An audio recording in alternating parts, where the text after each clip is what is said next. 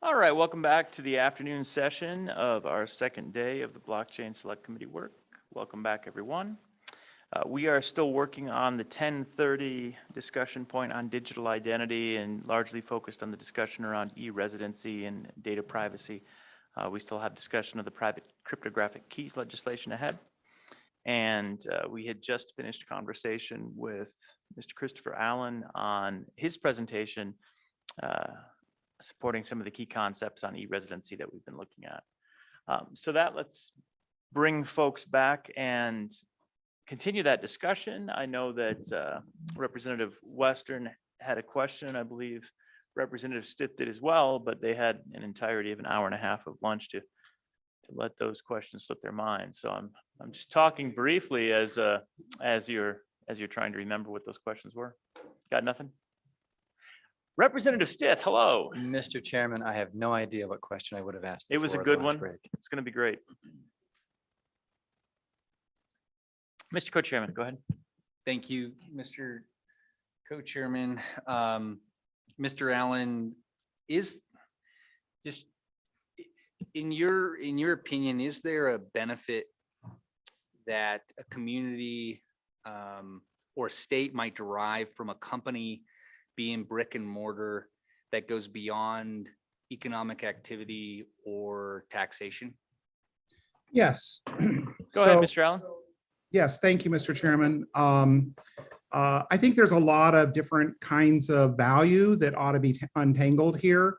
If we look purely at the Estonian example, there is real numbers on how much the improvement of their own startup ecosystem has been doubled or tripled because of the ease by which other companies and organizations can partner with the emergent startup scene in Estonia. So I think, you know, the synergetic effect of having a positive environment where local companies and US and international companies can work together on various types of things has a large factor there. And then I also think that, you know, some of the stuff that Colin spoke to from that other paper of the kind of the sympathetic and you know, connection, emotional and otherwise, is also a very positive thing. I think there's a lot of wonderful things going on in Wyoming. I think that there may be a real natural fit with the digital nomad, as Josh has spoken to. You know, I happen to know a colleague who has, you know, largely been an expat for the last 30 years, various countries around the world. So he's been doing the digital nomad stuff for forever. But, you know, his legal residence is here in California and he kind of regrets it. He hasn't lived here for that long, but there are a lot of reasons why he would prefer to, you know, no longer be a resident here. And there really isn't, you know, it's hard. And I mean, this whole thing of, you know, puzzling through how to transition and whatever is, you know, is difficult. If he was able to basically demonstrate, hey, you know, I've been an e-resident for all of my other different types of things, and I've lived 6 months a year or whatever the local residency requirements are for residency, such that I'm subject here. This will be great because this will allow me to continue to do you know, my work around the world. I just think there's a lot of these sort of synergetic benefits that go beyond you know, purely, you know, is this going to bring more, you know, land purchases and real estate into Wyoming. And maybe Colin might have some other thoughts as well. Thank you, Mr. Allen. Mr. Co-Chairman, any follow-up? No, Okay. I'm great. And Colin, did you have any quick thoughts that you want to share? No, it was covered well. Thank you. Okay, excellent. And I see that Representative Western has either remembered his earlier question or came up with a new one. So Representative Western, floor is yours. Thank you, Chairman Rothfuss. Chris, and kind of my thought is, I mean, I think your slides really helped clarify some of the questions I had. And I discussed this with our co-chairs, maybe calling it E-agency or E-denizen would be a little better. Yeah. Because I mean, and you did a good job clarifying in your slides that this is not confer rights of full citizenship, all those kind of things.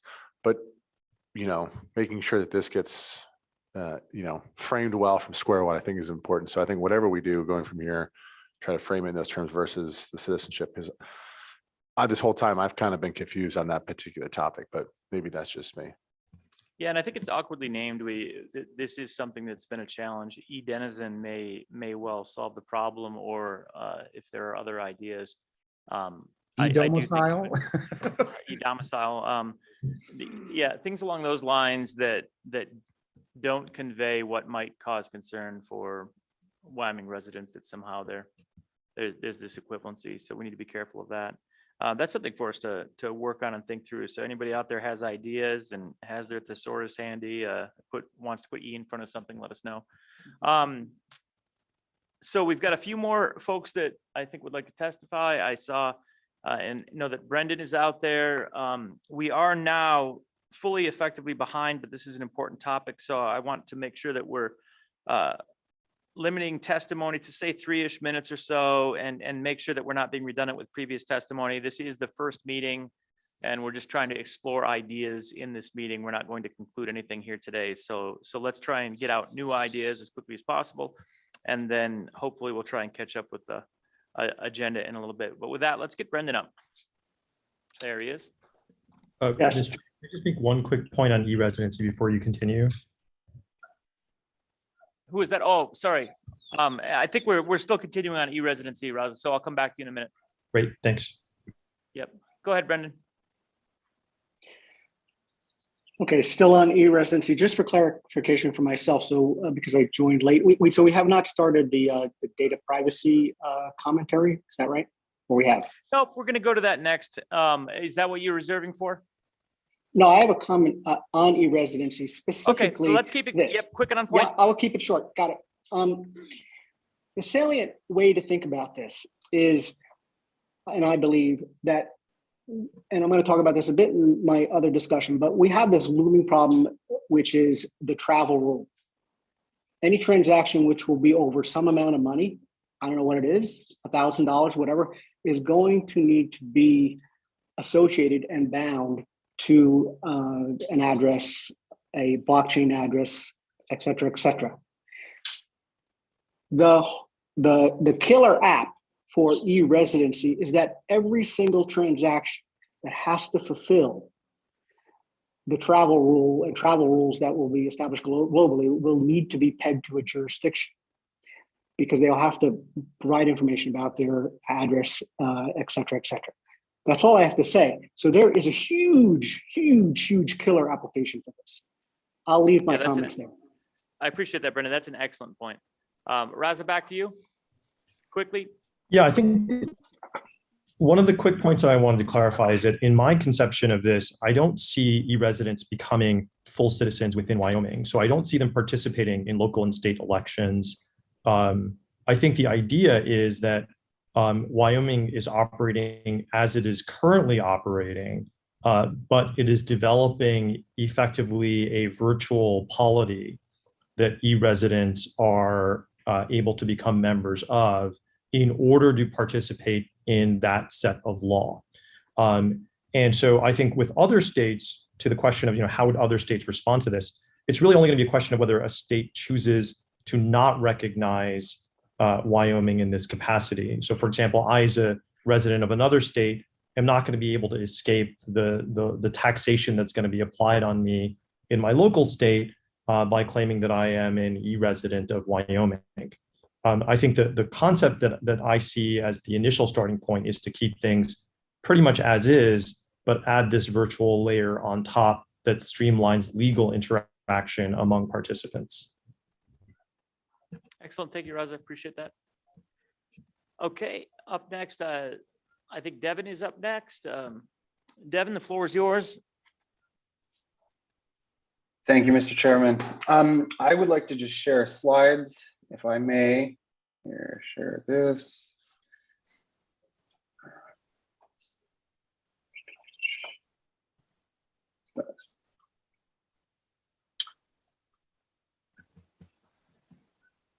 Why is this not? Sorry. Here we go. Okay. Got it. Discussing everything, I'm going to be quick here, but our business model has been researching every single topic that's been discussed for the last 2.5 years.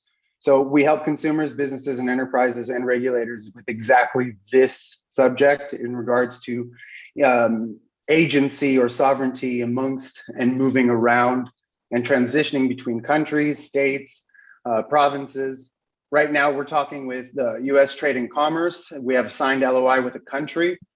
And we are talking with Homeland Security because the application is huge, as was said earlier. So to do this, you need a compliant network that follows a lot of standards, which we have done, also patented this network, but specifically outlined, we have followed FCR, RA, the GDPR, HIPAA. We took a lot of pieces from European legislation as well, which was mentioned earlier by Mr. Allen. These standards exceed the current standards, and these are built specs already done.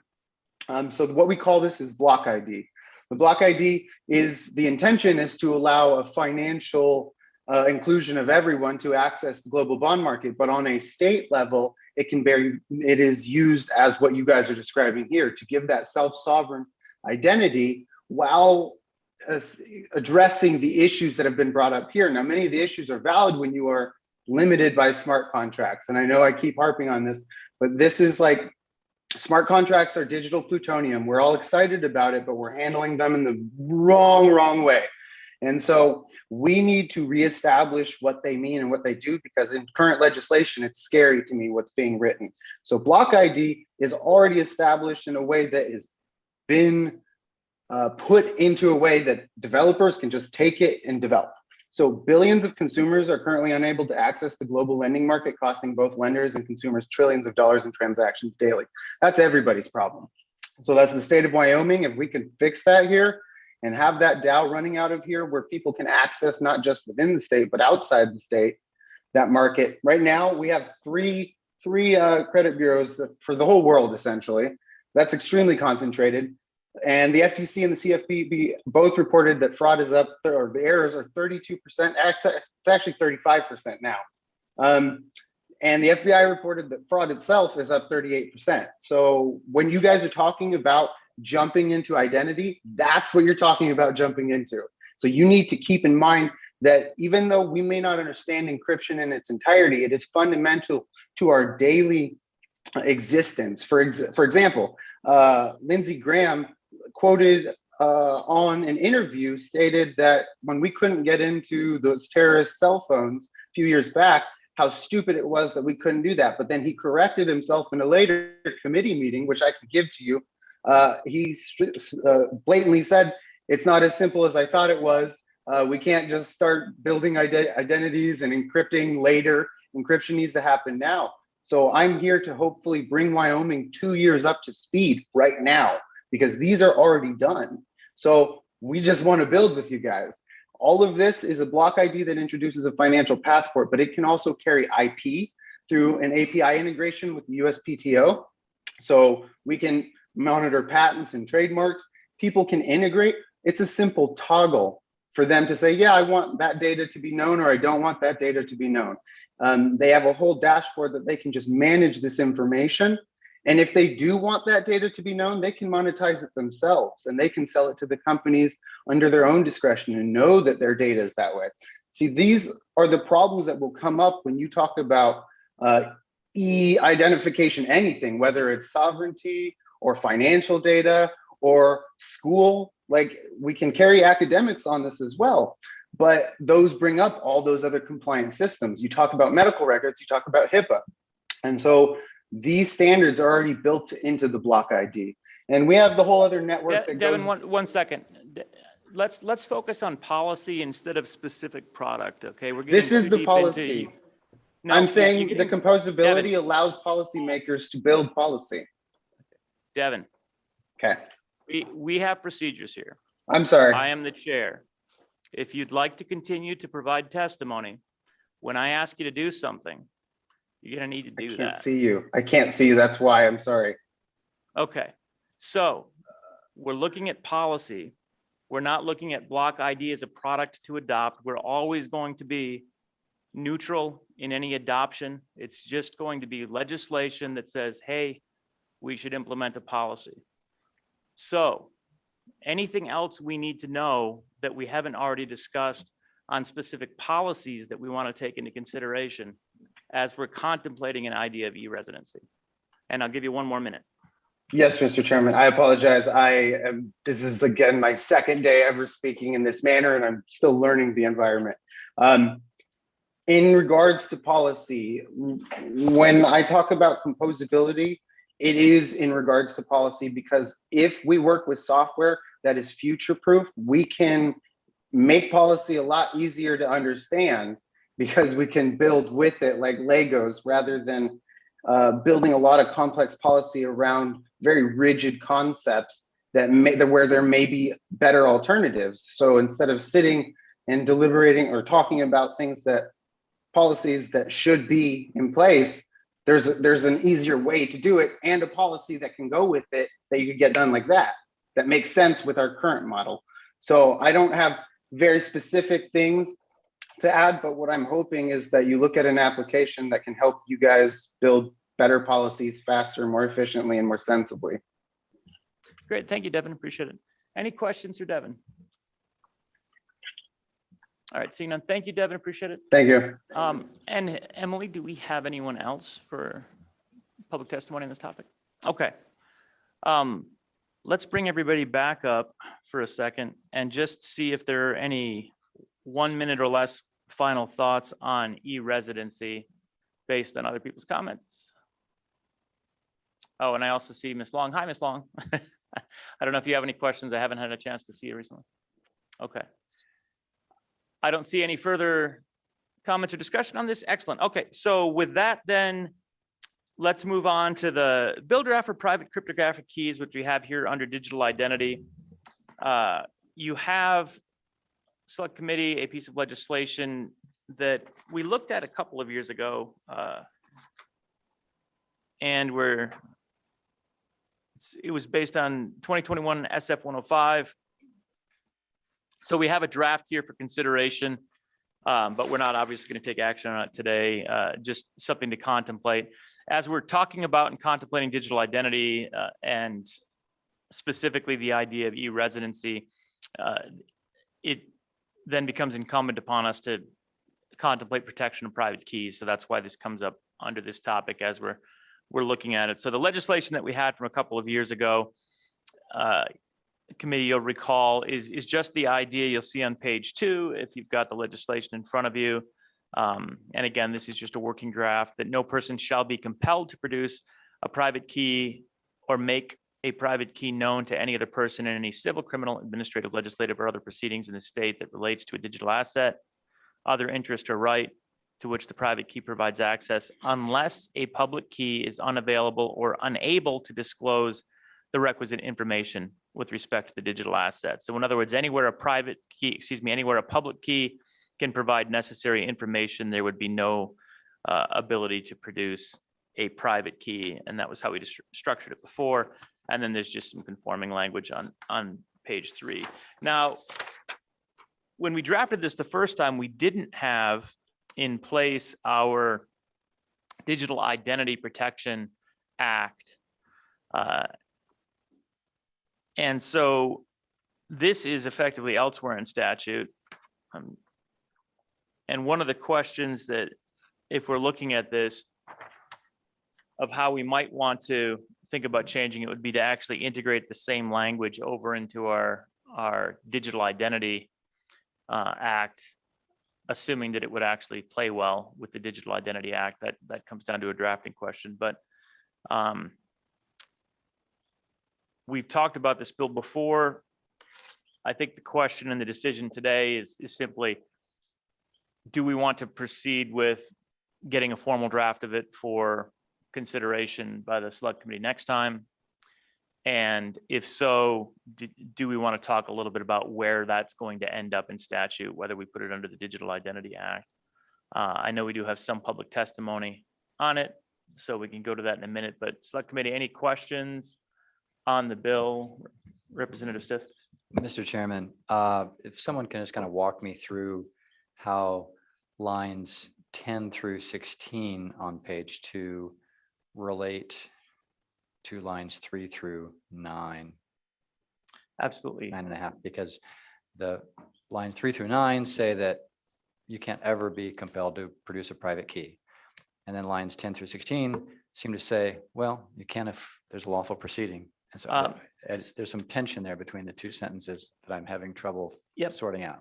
Understood. So the concept is digital asset is the direct object that you'll see in all of 10 through 16, not private key. In fact, the only time you see private key again is on line 16 when it says, provided that the proceeding does not require production or disclosure of the private key. So you can compel digital assets. A court or any other entity could compel the digital assets and say, hey, as a result of this decision, you owe the good representative over here 5 Bitcoin. Congratulations. That's the digital asset side.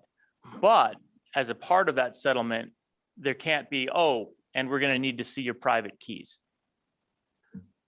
Mr. Chairman, let's imagine that I'm ordered to produce 5 Bitcoin to Representative Yen. But to actually make that transaction happen, I would need to use my private key, right? That is accurate. And what happens if I just don't do that? The same thing I anticipate that would happen if you failed to fulfill any court order, which is that the court would hold you in contempt of the order or take other action as necessary to work to compel you to provide that. It's like the hidden diamonds that you also own, obviously, Representative Stith. And I know you've got a giant box of them somewhere, but none of us have found it. Well, when the court gets around to telling you that you need to give half of the giant box of diamonds that you own, perhaps in your backyard, to Representative Yin, then the court is going to have certain remedies to try to compel you to do that, even if they don't know where you're hiding those diamonds. And so, Mr. Chairman, that seems like that enforcement mechanism works pretty well for an individual, but what if the entity being compelled to do that is itself a DAO or some LLC? I would say the same answers apply as what you would do now in the case of that owned asset that was hidden. So I would suggest that in this circumstance, it neither creates nor solves that problem or its analog in real life. It simply says that the private key is not the asset that can be required be disclosed, since that private key, and this is the concept, the private key is often associated with so much more than that. You know, I need to know, you need to produce that half a box of diamonds, and in doing so, I need you to tell me everything about what you've done for the last 15 years, all of your account information, all of your assets. And not only do I need to know what those are, I need to actually be able to control those for a few moments, which is effectively what a private key gives the authority to do. So it's creating that delineation. Yes, you can require the asset. No, you can't require the private key to the asset. And there's nothing really quite like a private key. We have similar but not identical analogs that we can use. And we talk a lot about various types of keys, but the reality is this is so much of a master key, providing access to so much, but also ownership, to the extent that under our property law, we basically say that if you've got the key, you're the owner. And that's why it's very awkward if I compel the key and I have the key, Wyoming statute kind of says I'm now the owner in an awkward position. So, Mr. Co-Chairman. yeah, go ahead. Just to elaborate a little bit, it's difficult to draw a comparison. I don't know if this helps at all, Representative Stith, but you have a lockbox, at a bank, and you have assets in it, and you've been ordered by a court to supply whatever's in the lockbox. But maybe my key actually could access multiple lockboxes. It doesn't just access that one and only lockbox. So if I'm compelled to hand over my key, I don't have security in knowing that my other lockboxes won't be opened. And when you're dealing with a governmental entity, you might be dealing with series of government employees. And what becomes more of a security threat with the non-physical key, the coded key versus the physical key, is the ability to copy it and walk away, right? So if I have the one physical key to the lockbox, the random government employee who picks it up and decides to leave with it, there's less of a security issue there than, at least in my mind, than if they were to copy the cryptographic key and then disappear with it and then not use it for however long. You don't know who has it or so the security, I don't know how familiar you are with this concept, but there's kind of an in-between here where companies have attempted to work with governments to have escrows where the government acts as an escrow to hold the cryptographic key in order to facilitate the transaction that's ordered by the court. But I think you still have the same privacy concerns because it's very different than the physical key that has to walk away because it can just simply be copied.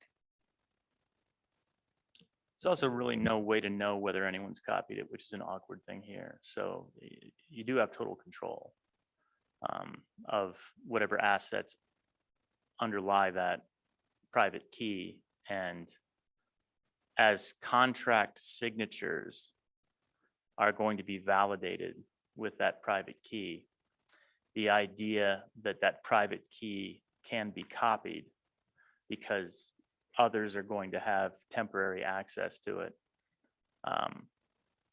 It's an authoritative signature that you wouldn't be able to say, no, I didn't sign that. And we've built a lot on top of the authority of that signature. So it becomes, it's a new little world. It's very sticky and different from others. And I think we'll have some public testimony probably to that effect. Any further questions at this time? No, Mr. Chair. Okay. Anything further? All right, well, let's get to public comment. And again, I'll note on this as we get to public comment that all we're considering right now is, are we bringing this draft forward as it is, and what tweaks we would want, anything along those lines. We'll take a look at it in the next meeting. So we'll have that potential action. This isn't the end. Since we are behind schedule, let's try and keep comments very short and direct. Do I have concerns? Do I support? And hopefully we'll be able to take more testimony and take a look at it in more depth in the future. So with that, I see that we've got Mr. Allen and his hand is up, and Mr. Marr and his hand is up. I'm going to start with Mr. Allen. Go ahead. Floor is yours. Thank you very much, Mr. Chairman, committee. So there are two key parts of this, one of which is the technological part. I've been doing this for 40 years, and I started my work actually fighting the clipper chip with, which was a key escrow technique that the federal government wanted to do in the 80s, that no technologist who was serious in the area had any belief that it was possible to do safely. And it is 40 years later and we still don't know how to do it. Transferring private keys in a safe way is incredibly hard. The best ways are with silicon and other different types of stuff. It's just not easy. And in my opinion, it shouldn't be done because it is the binding of, your Fifth Amendment right to not have to be compelled to give a password or, testify against your wife or all these other different types of things. It's because there's secrets in here. The problem is the secrets that computers need are so big, you can't keep it in here anymore. So this is literally the connection between the physical world and the digital world that allows you to have all the rights and ability to do things in the digital world. And, everybody who's been asked to change their password knows, there's only so much you can do in here. Private keys solve that problem, but they only solve the problem if you keep them secret. So that's part one, but I also think that it's very important to speak to the difficulty of the courts. So this is a fragment of testimony from Mary Beth Buchanan. She testified before the task force in 2019. She is a former attorney general for West Virginia, appointed by George Bush, also 20 years of other federal justice. And she's saying, I would be very concerned about turning over private key to a court. There's the difficulty of handling it. There's the mishandling it. Evidence gets lost all the time. And the court has an accounting of assets, but that's very different than their ability to turn over the private key itself. So I've sent the URL to the transcript of her talk, and she believes this is also true from these other aspects of the difficulty and the safety. My only suggestion for this group is that it isn't just about digital assets. In fact, it's as much or maybe more important about digital identity, because it is these same things that we use to sign online. So with someone's private key, you now can bear false witness. You can basically, totally not any other way to know in the digital world that that person is not you, or the evidence that they did, or the irrevocable data asset was transferred wasn't you once they have that. And there's really no way to know it's stolen until it's the future, and there's, it's hard to rotate them, it's expensive. And for also trying to help regular people, not just corporations. I don't know how much Caitlin has spent in her company to try to, protect private keys. I'm sure it's a huge fortune. What that means is for individuals, they're maybe going to protect one key, one master key, and it's going to be like, the master key of every room in your hotel. You got to keep that key very safe, because you're risking everybody else, the children, the wife, the friends, and with new technologies like collaborative custody, you're also potentially hurting them if someone gets a hold of that key. So if you can only afford to keep one or two keys truly safe, whether or not it's a piece of hardware, or you're doing some of the titanium tricks that we talk about to keep it safe and such, individuals can only do one or two, and it puts potentially their entire digital lives at risk. That's it. Thank you. Thank you, Mr. Land. Any quick questions? Go ahead, Representative Yin. Thank you, Mr. Chairman. I don't want to derail our already existing bill draft that I had voted for previously, but I only really thought of this when Representative Stith was asking his question. But have you ever considered us treating private keys the same way we treat trade secrets? So Wyoming is an adoptee of the Uniform Trade Secrets Act, and that has specific procedures when you deal with trade secrets in courts, and how you can seal courts to prevent trade secrets from being leaked. And so there are certain controls around that. And I know that private keys aren't exactly the same thing as Coca-Cola's secret formula, but I think there are enough similarities there that maybe it would make sense and be easier, and also maybe more acceptable to the legislature if we just say, look, this is a trade secret like any other trade secret. Have you ever considered that, Mr. Allen? Thank you. Mr. Allen, go ahead. Yes. So I have looked at the trade secret thing in particular. I think that's something we're going to want to do with some of the WRDA things. But it is very different in the sense that unlike a trade secret, the technical sophistication that is required to, of a special master or other parties appointed to the court is incredibly hard. And that was another part of Mary Beth Buchanan's testimony, which is that they they're having a hard enough time, keeping things like, somebody using a SIM card or something of that nature protected, which is relatively easy compared to how difficult it is to protect a key. And there's just too many people that potentially have, access too soon. I mean, I think it's an entirely different. You've been, once you've been convicted of, a felony like murder or whatever, you can be sent to jail. You can have your lots of civil rights taken away or whatever. But that's way post the judgment, and a jury, and there are lots of controls and appeals and stuff that can happen at that tail of things. So maybe at that extreme, there's some things, but even then, it's like I said, you're also putting your wife, who was innocent, at risk when some of these types of things happen. So I don't think the trade secret is enough. Can we draw from it? Yes, but I don't think it's enough. Thank you. I think one concept there is trade secret falls into a property concept where private key falls into a privacy right that perhaps has property rights associated with that privacy right. But I do think you're in different right spaces at that point, at least in my thought. Go ahead, Mr. Co-Chairman. Yeah, Mr. Co-Chairman, Mr. Allen, I really, drawing back to this, when you showed us your screen and you had the quote, often I think we are thinking about the nefarious actor, but your quote highlighted just simply losing the cryptographic key. And to me, that's the significant distinction in between the trade secret analysis, is that if Coca-Cola's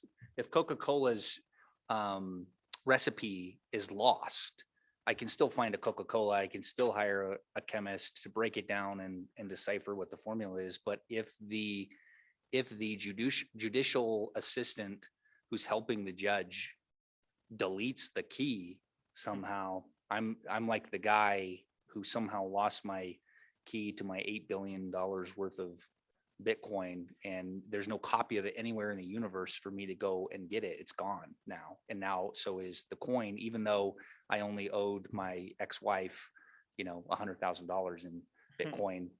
All of my other assets are now gone. So that's the part I'm wrestling with, on how I'm really tied up on not necessarily, Mr. Allen, the mischievous or nefarious actor, but I'm concerned about just simply handling it, and what type of protocols would have to be in place for a court to do that, to even know. That concerns me even more. Yeah. And they have to do it to a much higher standard. And, like I said, Caitlin can testify about how difficult that is for a company who's potentially handling the assets, and very large assets of many, many people and many, many different organizations. It's incredibly hard to do. It's hard to do safely. And also to Co-Chairman Rothfuss's point, I think it is a lot more than just, a property right. It's your, agency over and authority over your digital life, which these days is, a hell of a lot of people's lives is digital now. And for the young summer interns, it is their lives.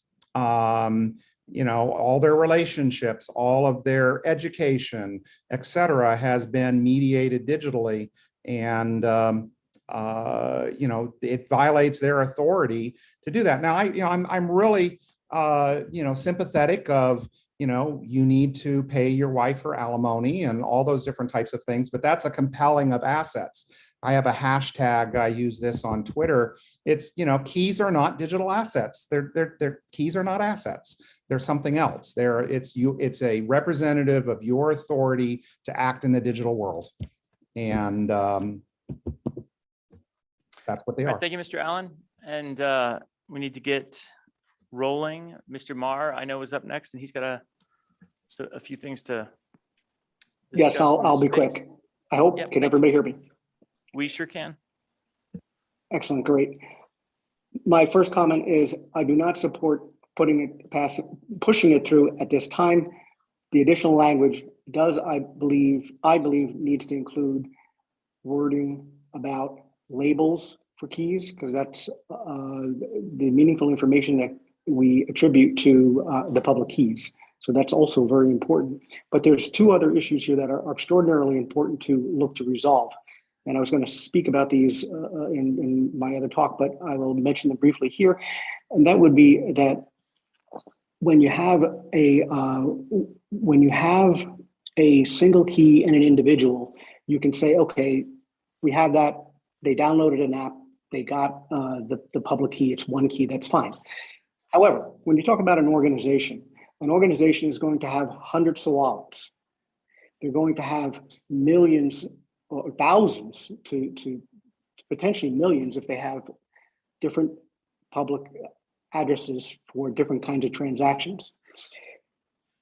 And it's really important to be able to discern for the Court of Chancery how this gets resolved, because when you have this number of keys, what's very different about this than what we've done with Web 2 is in Web 2, you have a client and a server, and we have IT departments that manage the certificates of the cryptographic identities that are going back and forth. In Web 3, it's entirely different. All of that identity is, and there are no certificates, it's the keys themselves. So that number of keys need to be put into a high definition wallet. So when you have an organization, they're going to use high definition wallets that store hierarchies of these keys. And what you don't want to have happen is you don't want to have the release in a court order saying you have to release the private key, and you release it for one entity, and it turns out you're also releasing it for a subsidiary because of the way it was set up. That's just loosely put. So there's all sorts of complications here, and we need to be very, very clear in terms of how we structure the statute language related to series and hierarchies of the store of these keys in these kinds of wallets, because you can't do it with certificates. It just doesn't work. You can't take the traditional way and just say, we're going to do it that way. It doesn't work for this architecture. Oh, and one very important thing, this is actually really important. I do want to say I concur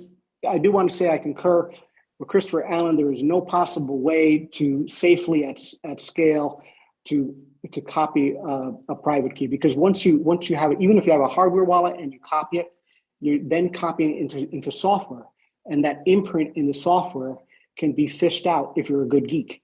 So it's just not possible at scale with lots of people and entities. It's just not going to work. Thank you, Brendan. Mr. Allen, did you just put your hand up? Yes, I did. Okay. 20 Very seconds. short. I just wanted to respond. I think there's a little bit of confusion here. When I first suggested this a while back, there's a separate issue with public keys. And a lot of what Brendan is talking about is this thing called hierarchical deterministic keys, which I'm I've been using for 10 years, have been involved in whatever they make custody much, much easier, et cetera. But I am not talking about public keys. Public keys may also at some point deserve some other legislation, that's right, and whatever, because they can violate privacy. But I think just starting with that private key in particular, the root private key, but we don't need to define that here. I mean, if you look at Loomis language in the new bill that's been proposed, they talk about this thing called collaborative custody as something that needs to be researched over the next 18 months. And that's really a multi-key type of thing. We don't need to worry about that because it still generates, from a technical perspective, a private key. And if we need to change the definition of the private key in the future because maybe we didn't nail the multi-sig version of it quite right, we can do that in a separate legislation. We just want to say if it's a private key, which is there's a very clear, technological definition of what that is, or what its role is in all of these kind of real world, digital world interactions. Let's protect that first. So this is the first step. I would concur with Brendan that we have to be careful with the others, but that would be a public key disclosure act, which will be harder to write because that's what you have identity. You don't have identity on your private keys.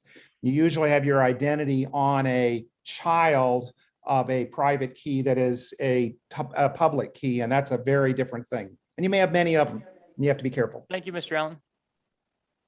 And let's see, any follow, go ahead. Representative Western. Thank you, Mr. Chairman.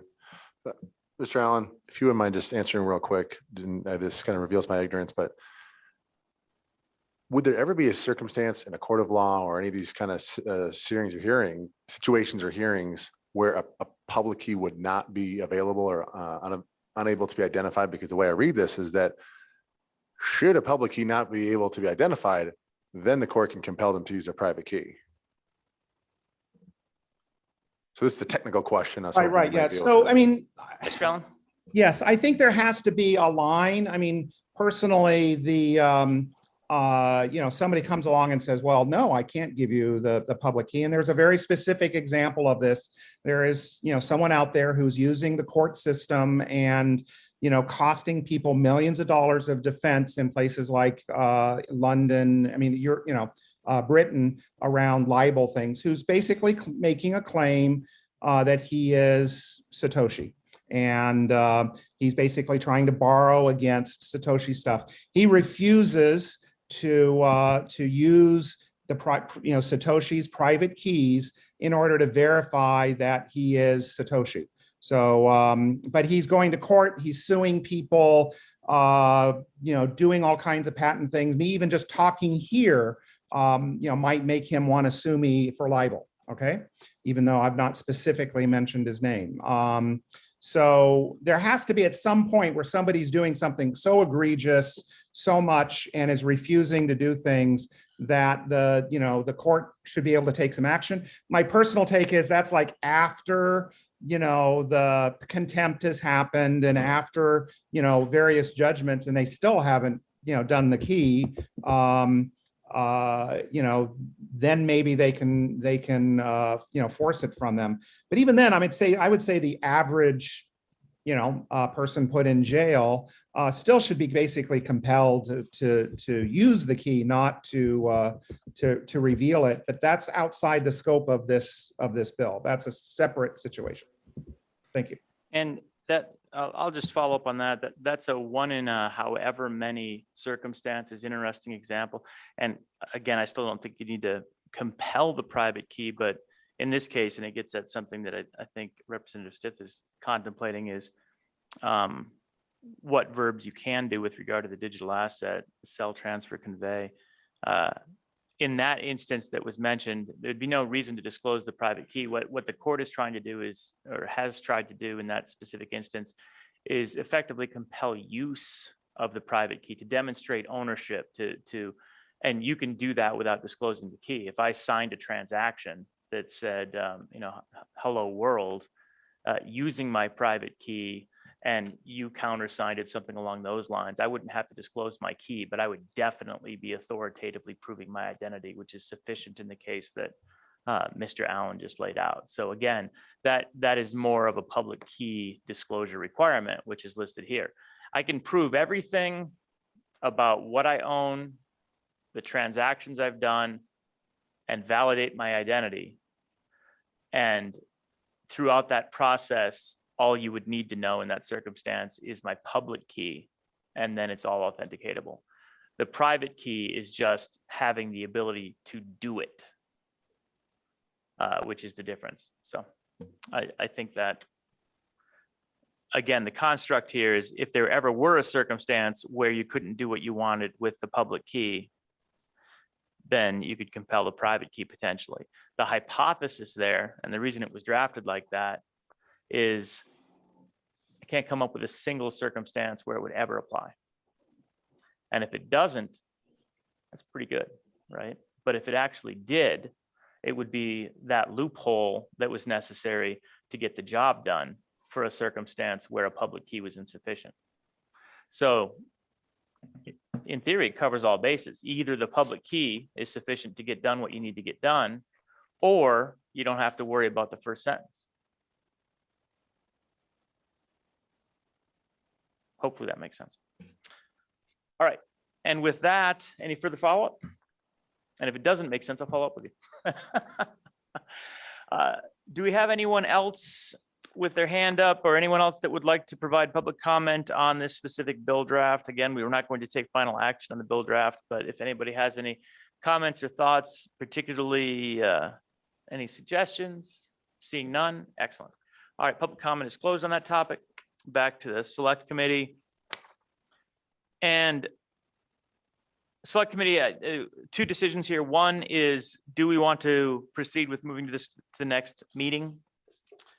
And get it drafted for, I guess it technically is drafted as a 23 draft, but I know it hasn't gone through final review yet, so get it finalized. Technically, Yeah. And then if we do, if yes, the question is, do we think it belongs here in digital assets, or do we think it belongs in digital identity? I don't know. That's a good question. Digital identity. Senator Nethercott has an opinion on that. I'm good with that. And then the other possibility would be any tweaks. And I saw that Representative Stith had an idea of adding some more verbs ahead of the digital asset on line 6. And I don't see any problem with that if there's a feeling of any unclarity. So first question is, anyone have any concerns about moving this forward? We'll just work that way. If nobody without objection, then let's move on to the next step. Any discussion? Senator Nethercott has suggested that we move to digital identity. I think that's a good choice now that we have our digital identity statute in place. To me, this is more of a digital identity issue than a digital asset issue, since this is a more associated with that. Any thoughts? And I'd ask David, Mr. Hopkinson, do you have any thoughts on that? Do you see any problems with it?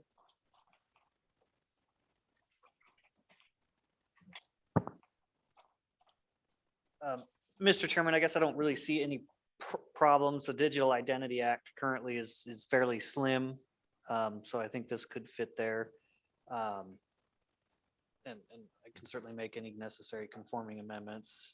It obviously would still refer back to the definitions in the Digital Assets Act, but we can make those cross references. So.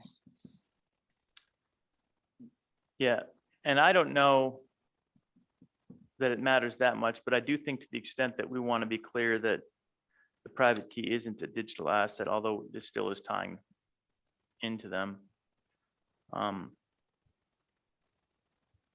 We can think that through, but I'm inclined to draft it into digital identity. Go ahead. Mr. Chairman, and why do you want to do that? I mean, it seems like the statute by its terms talks about digital assets.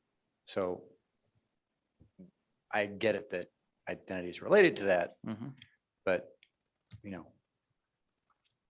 what if the Supreme Court later says, well, if they had meant for this to apply to assets, they would have put it with a digital asset, and they didn't. This only means identity, so therefore it doesn't apply to any assets. I mean, they might say that. That exact issue, it sounds like, maybe in a family. Really, I am not specifically wedded to either of them. I'm probably just gonna waffle back and forth with each individual opinion. Mr. Chairman, go we really should have just created 6 years ago, we should have created a new title section. Yeah. For everything that we've done over the last 6 years. We Probably. have this problem of trying to figure out where to fit it. Well, Senator Nethercott, go ahead. You thought identity? Mr. Chairman, this issue, as the committee knows, or some of the new committee members may not know, I have always been against, primarily because it puts in statute what would be historically, for the entire history of the judiciary, an evidentiary decision, which is in the sole discretion of the court, which the lawyers have full ability to argue about the merits of whether or not something should be produced or not.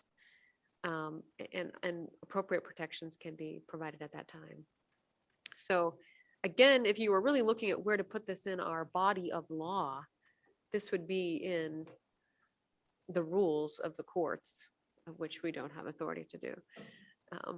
But that's the appropriate place for this, which is why we're struggling for a location, because it really is an evidentiary decision that a court makes for whether or not something can be turned over to the court, is essentially the issue. Okay, is there any particular, again, getting back to digital identity versus digital asset? At this point, we've got Representative Stith advocating. Okay. Leaving it in digital asset. Any concerns on that? All right. The next topic then is what we would like to do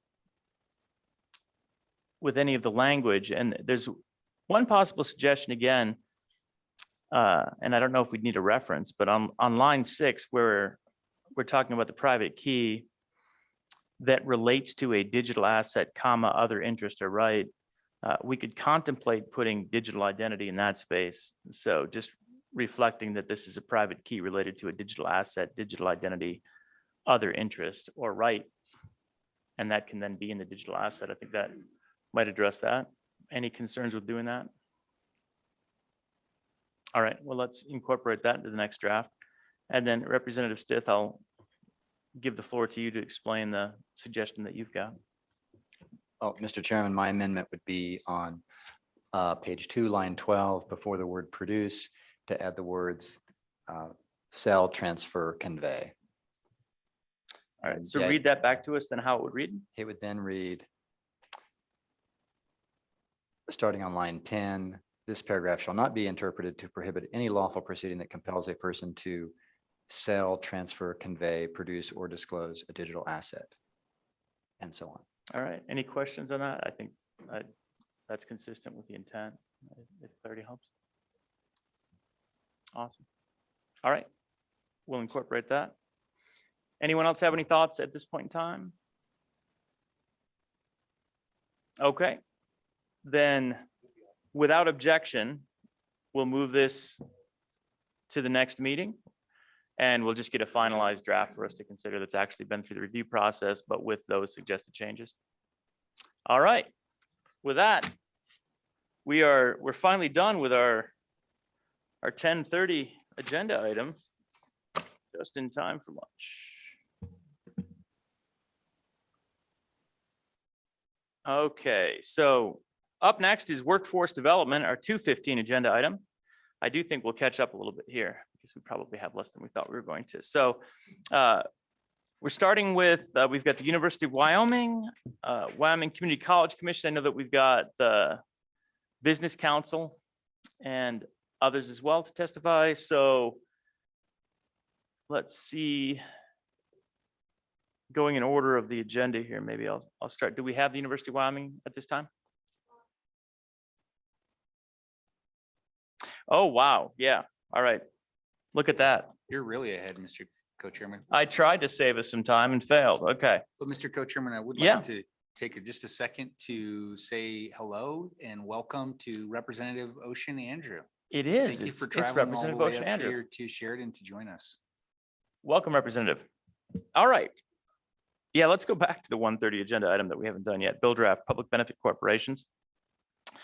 So Select Committee, we've got before us a piece of legislation that we hopefully remember and know well, the for-profit public benefit corporations legislation from last year, the year before.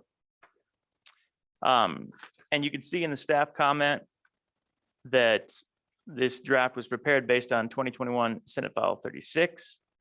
Also hasn't been through a current internal review, but the only changes we've really made to this was to remove the list of potential purposes from the definition of public benefit, which was a point of concern and led to a substantial debate in the House.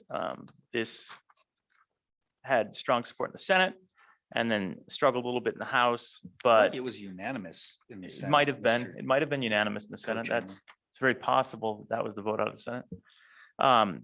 The concept here is, and the way this legislation rolls out is this is a for-profit public benefit corporation supplement. So this is a, you start with a corporate or corporation, corporate law. And then this provides a supplement to that if you want to elect for it. Everyone will recall.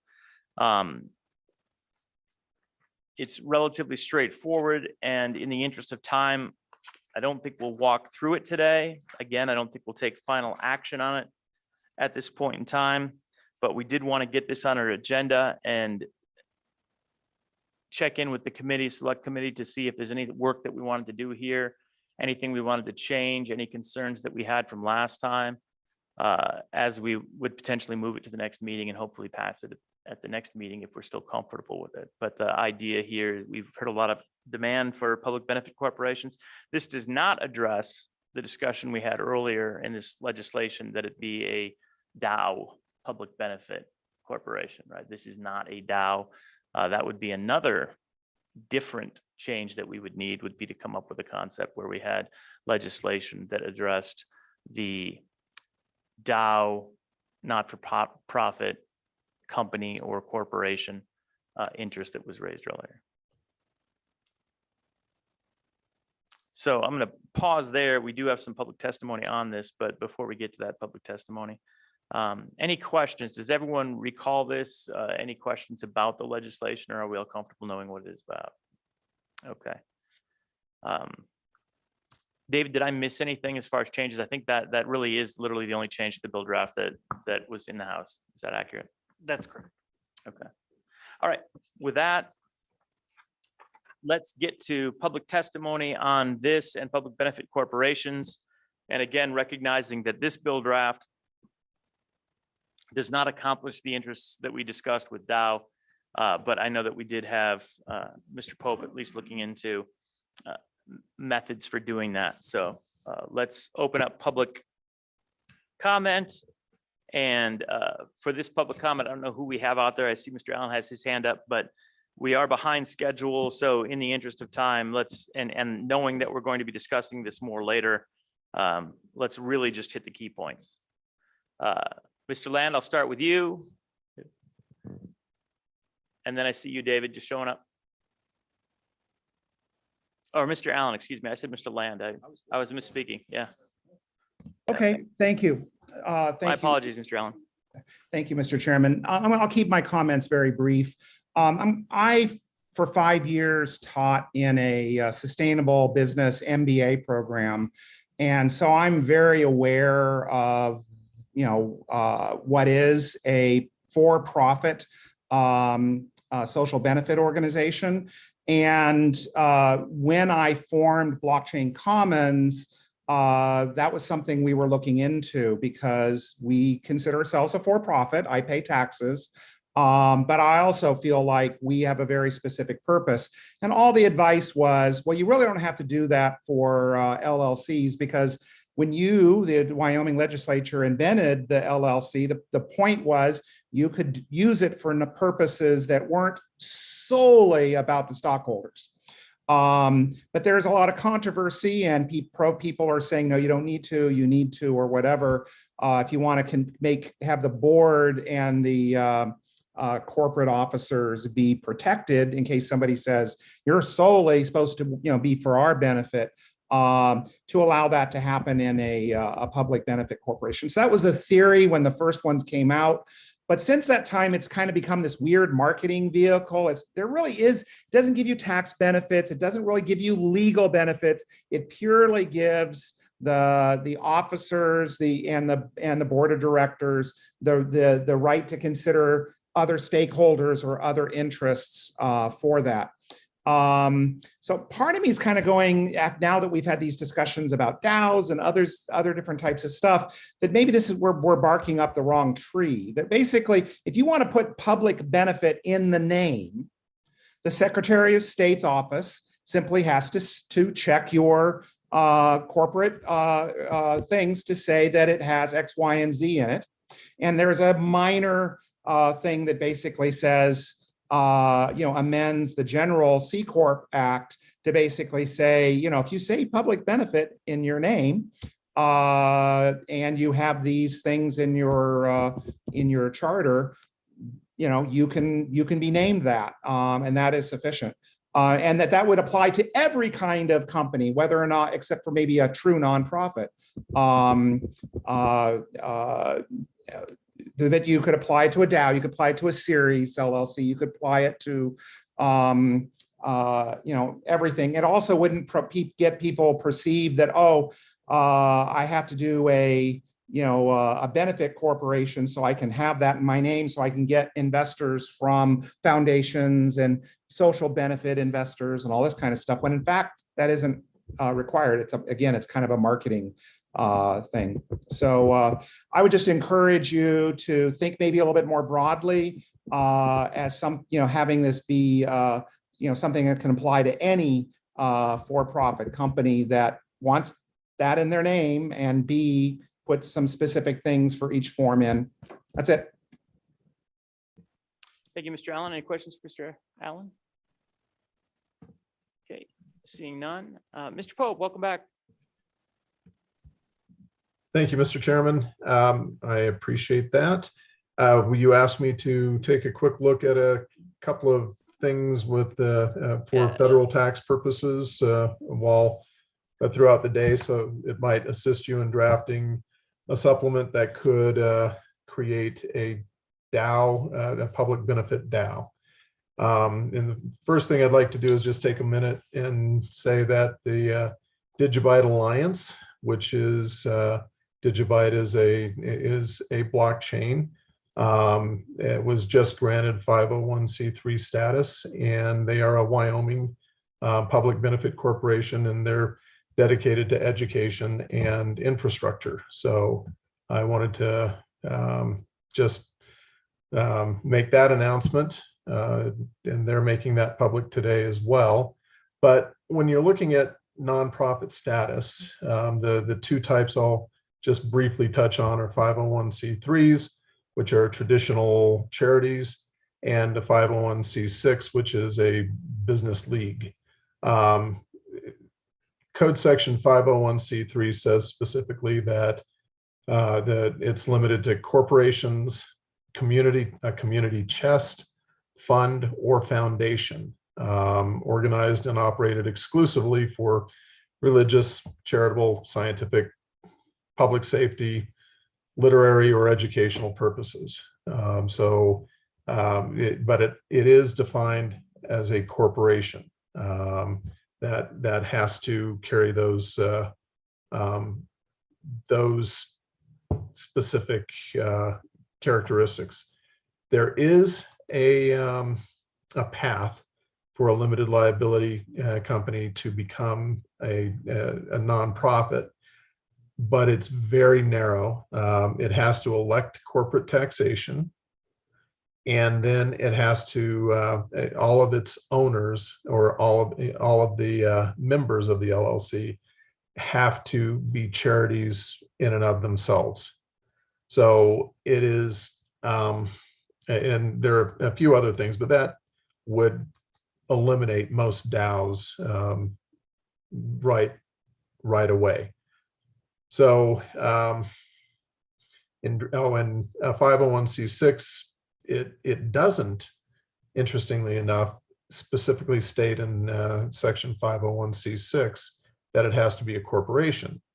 It just says that it has to be a business league, chamber of commerce, real estate board, board of trade, a professional football league, and it has to be organized for not-for-profit, and no part of the earnings can be to the benefit of any private shareholder or individual. So it would seem to me that you may have a path for an LLC, but the IRS has traditionally just used the same definition as the 501c3 for the 501c6. They use the word associations, and again, I guess it's possible that it could be an LLC, but I think the best way to do this would be to place the legislation within our body of corporate law. And corporate public benefit law. Excellent. Thank you, David, for that analysis. Any questions for Mr. Pope? Well, I wish you had a different answer, but it's a good answer. So thank you very much for that. I appreciate it. You're very welcome. It doesn't make it easy, but I think that's the safest path. Excellent. Thank you. Okay, Mr. Allen, I see your hand up just for like 12 seconds or so. Yeah, I guess the bill that was before us is a for-profit, not a nonprofit. I want to solve the problem that David was just researching. I think that's a completely separate issue. This is a for-profit social benefit, of which there's a large number of them. Seattle, California, Delaware, et cetera, have this for-profit form.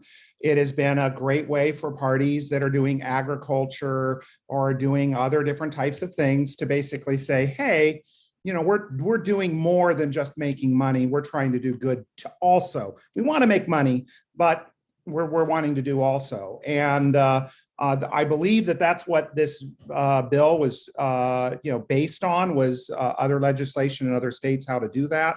Yep, absolutely. This is a very different issue. As noted at the beginning, we wanted to hear back from Mr. Pope just about the earlier discussion. He was checking back in on that, but this is the for-profit public benefit corporation, which does, as you noted, serve that different role.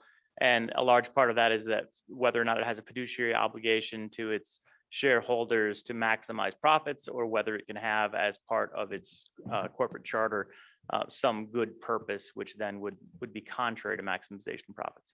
So my interpretation, since IRS doesn't certify anything, there are no IRS benefits for it. There are no actually legal benefits at all. You can't even give money to a social benefit corporation unless they're the weird low profit thing, which is yet another tag you can add to a company. All it does is protect the shareholders. Well, it protects the liability of the stockholders and the officers against the shareholders say you're not doing it 100% for our value. So I'd really like to push to see that the language be a little more generalized, so that any for-profit of any of all the different variants can qualify. Okay. Thanks, Mr. Allen. And I'm gonna pause there. We're gonna struggle with that statutory construct, and that's the reason I would love it if it were just a paragraph which says any of them can do that. I don't think we're going to be able to achieve that. We're probably going to have to do it on a one at a time basis to not wipe out all the history of corporate case law, but we can explore that and see if there is an easy solution. All right, any additional discussion on for-profit public benefit corporations? Do we have any other public comment? Okay, excellent. So select committee, the intent there, and again, similar to last time, would be to bring this forward once it's approved for internal review. But as we have a draft of it right now, were there any concerns? Was there anything else as far as changes to this? We've already been through it. We debated it a couple of years ago. Does committee have any concerns on it? Seeing none, without objection, we'll move this forward to the next meeting. Okay, so let's move that forward to the next meeting for consideration once we have the finalized draft that's been fully reviewed. All right, now let's try to get to workforce development, our 2:15 agenda item. And with that then, University of Wyoming, I don't know if we don't have anybody here from University of Wyoming. Do we have? Oh, excellent. Okay. Law school in Wyoming. Yeah, let's bring in Professor Moxery. Laramie's not too far from here. Yeah. Welcome, Professor Moxery. And again, select committee, we have this as one of our interim topics, workforce development. We know, and we've heard from a lot of public testimony, that one of the challenges that I think people are experiencing as they come to Wyoming to start development in this space of financial technology and blockchain, it really is workforce, and making sure that we're meeting the workforce needs. And those are in several different areas, but we want to make sure that we're working with our colleges, the university, Wyoming Business Council, and other entities that workforce services to appropriately identify steps that we can take so that these businesses, when they're working and operating in Wyoming, are able to meet their workforce needs. One of those areas we know has been with regard to legal services, and Professor Moxery in the Wyoming College of Law has been engaged in trying to ramp this up to some degree. So Professor Moxery, with that, I'll welcome you. And can you give us a quick rundown kind of on where we are and what programs we've been able to carry out through the College of Law to help develop the skills and knowledge that we need in this space? Thank you, Mr. Chairman. I'd love to. We've done some, and we started off doing some, and we're adding to that this coming year, and then we have some goals for the future, and I'll go roughly in that order, but touching on a few different topics. So we've had a practicum at the College of Law. It's an entrepreneurship and business law practicum. And that's a class that, simplifying somewhat, focuses on helping businesses start in and come to Wyoming. With blockchain being a big part of that, last year we had someone come in, Professor Delwright from UMKC, and teach blockchain, crypto, and the law, a segment on that for a month, for 4 weeks. We're going to expand that to 5 weeks this year.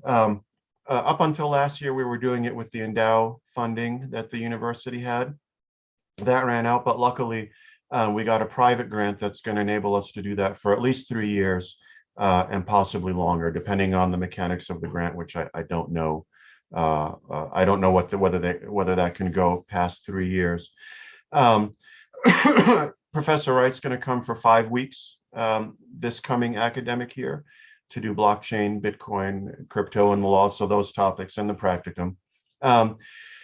Several of the practicum's clients are actually blockchain companies who are companies based on blockchain technology. We haven't had any DAOs yet, but one of the assignments in the class is for the students to practice setting up a fictional DAO LLC. So we're giving them experience there. And one of the class also has a network, what I call a networking requirement, that requires students to attend various kinds of events related to entrepreneurship and business in Wyoming.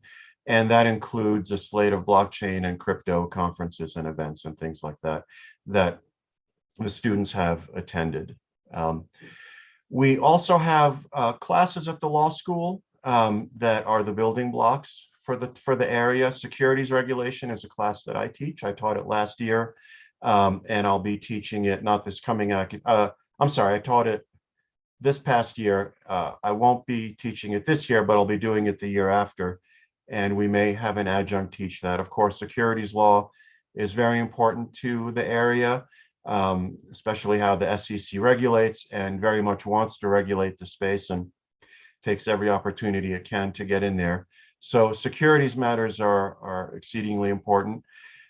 This year, with that grant that we got, we're bringing in one of the top banking law scholars in the nation to teach banking law this semester, this coming fall. So those two classes are probably the two most central to blockchain and making blockchain and tokenization and all of these things, or teaching the students how to work in those areas. On the research side, I've got some research assistants doing blockchain and crypto research.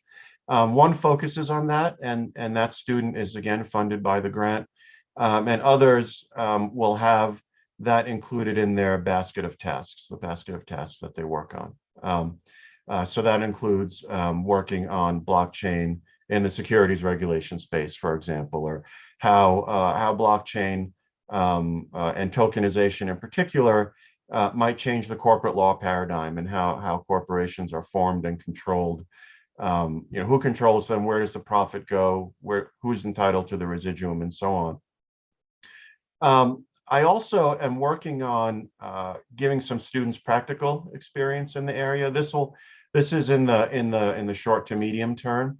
What I'd like to do is, using this grant, help pay students to work at local law firms on blockchain and crypto matters. Ultimately, the practicum is an experiential class, but the best way to supplement sort of in-class experience is to actually have them work in the real world, in a law firm, doing this kind of work that the clients come in and ask them, sort of the most cutting edge that one can do. We may or may not be able to work that in this coming academic year, but hopefully the year after that we can make it happen. I've also been speaking to folks at the College of Business about integrating, working together on blockchain and things that touch on blockchain, business, and the law. That's more in the medium to long term, so a few years out. But I'm in constant contact with the folks over there. So it's on our radar. We just need to have the right and a suitable opportunity come up. Excellent. And I really appreciate these efforts. It sounds like we've come a long way from a couple of years ago when we started this conversation. There's an awful lot of activity, and I'm really glad to hear Professor Wright is going to be able to offer a 5-week course. That's spectacular, and each year over the next 3 years. So that will really help build it out. What's the anticipated enrollment for that course and for the practicum, for that matter? The practicum is 6 to 8, which is a typical size for the experiential classes. Last year, I surveyed the students on whether they'd be interested in having Professor Wright come, and all of them wanted to have him come. So there's quite a bit of enthusiasm for it, and other students have approached me about doing this blockchain or learning that crypto. I should add, I've done several independent studies with students on the topic, everything from voting rights to tracking products through a supply chain. Somehow there was a legal connection there as well. So that's the practicum is 6 to 8. The banking class and securities, there's, for practical purposes, no limit. So whoever wants to take those can take those classes. Excellent, thank you. Any additional questions for Professor Moxery? All right, excellent. Thank you so much for the update, and yeah, keep up the good work. If there's anything that we can do to help facilitate, you mentioned, real life experiences. Obviously, I don't know when that course is going to be offered, but if they can come join us in September in Laramie and participate in the next committee meeting, we'd love to welcome them to that as well. So look forward to continuing to work with you on that. Absolutely, likewise. And I'll add that to the list. I'm sure I'll get the update, and I'll add that to the list of potential events. And you may remember, Mr. Chairman, probably the year before last, I want to say, several of the students testified, and I'll encourage them to do that so that the committee can get a sense from their eyes what they're thinking and what they're interested in, and so on. Excellent. Well, thank you so much. Thank you. All right, up next, I think that looks like it's Steve Lupien up there. Stephen Lupien, yes, indeed it is. All right, welcome. And you seem to have pulled over at the side of the road somewhere. And you're on mute, Stephen. I can't hear you. I don't know if you're muted. Okay, well, There we go. thank you, Mr. Chairman, Gotcha. and thank you, members. I'm actually in lovely Powell today, so I apologize for not being in person. In fact, on a workforce development project. I think many of you are aware that the University of Wyoming, through the WIP initiative, one of the concentrations is to expand blockchain education throughout the state of Wyoming. And there's 3 components of that, of the American Recovery Act grant through WIP. So what we're doing in blockchain is a couple of things. Over the 3 years, we're targeting different stakeholders, and we are expanding blockchain education and illustrating what opportunities exist, not only in blockchain, but quite frankly, in digital literacy. And so the first year, we are concentrating on Wyoming's high school students. So in cooperation with the Department of Education, which an event I'm heading to right now to speak about this program, we are going to introduce a 12-part video and a graphic novel course specifically targeting high school students, with an emphasis also on trying to get more girls and young women into this space. As you all recall, back in the 2015-2016 timeframe, I know you guys dealt with digital assets in 2015 at first, but then in 2016 is when Caitlin Long tried to donate the Bitcoin for the scholarship. If you all recall, it was a scholarship for female engineers. So that is the blockchain space still is underrepresented in that demographic. So the program we're developing is obviously for all students, but we want to particularly highlight the opportunity for girls and women in this space. In the second year, we are going to introduce the program in a slightly different form to all of our community colleges. And we're working closely with the community colleges to do that. We are also working closely with the College of Education at UW to make sure that the programs are appropriate first for the high school students and then the community colleges. And then in the third year, we're going to open this up, the training course, to continuing ed, primarily to adults. We recognize that if we're going to bring businesses to Wyoming because of the favorable legislative environment that you've all created, we need to have the best trained workforce in order to satisfy the needs of those companies. And secondarily, those of you that work closely with the university, certainly Chairman Rothfuss can validate this. I think our second largest export behind energy is our college educated youth. So if we can develop programs that keep people in Wyoming who have graduated from the community colleges or UW, or quite frankly, just from high school and want to participate in this asset class, we want to make sure that those students are well prepared for that. So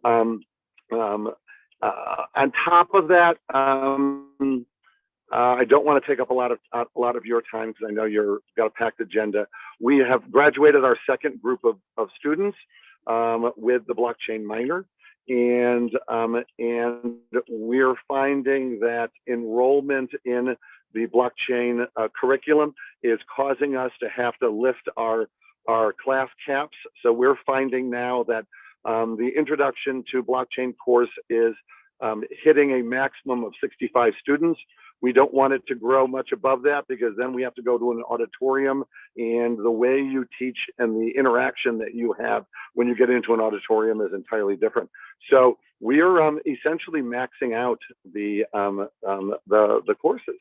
And I think that's also a testament to what you've all done to create this enabling environment and for students to recognize that there's a real opportunity here in Wyoming.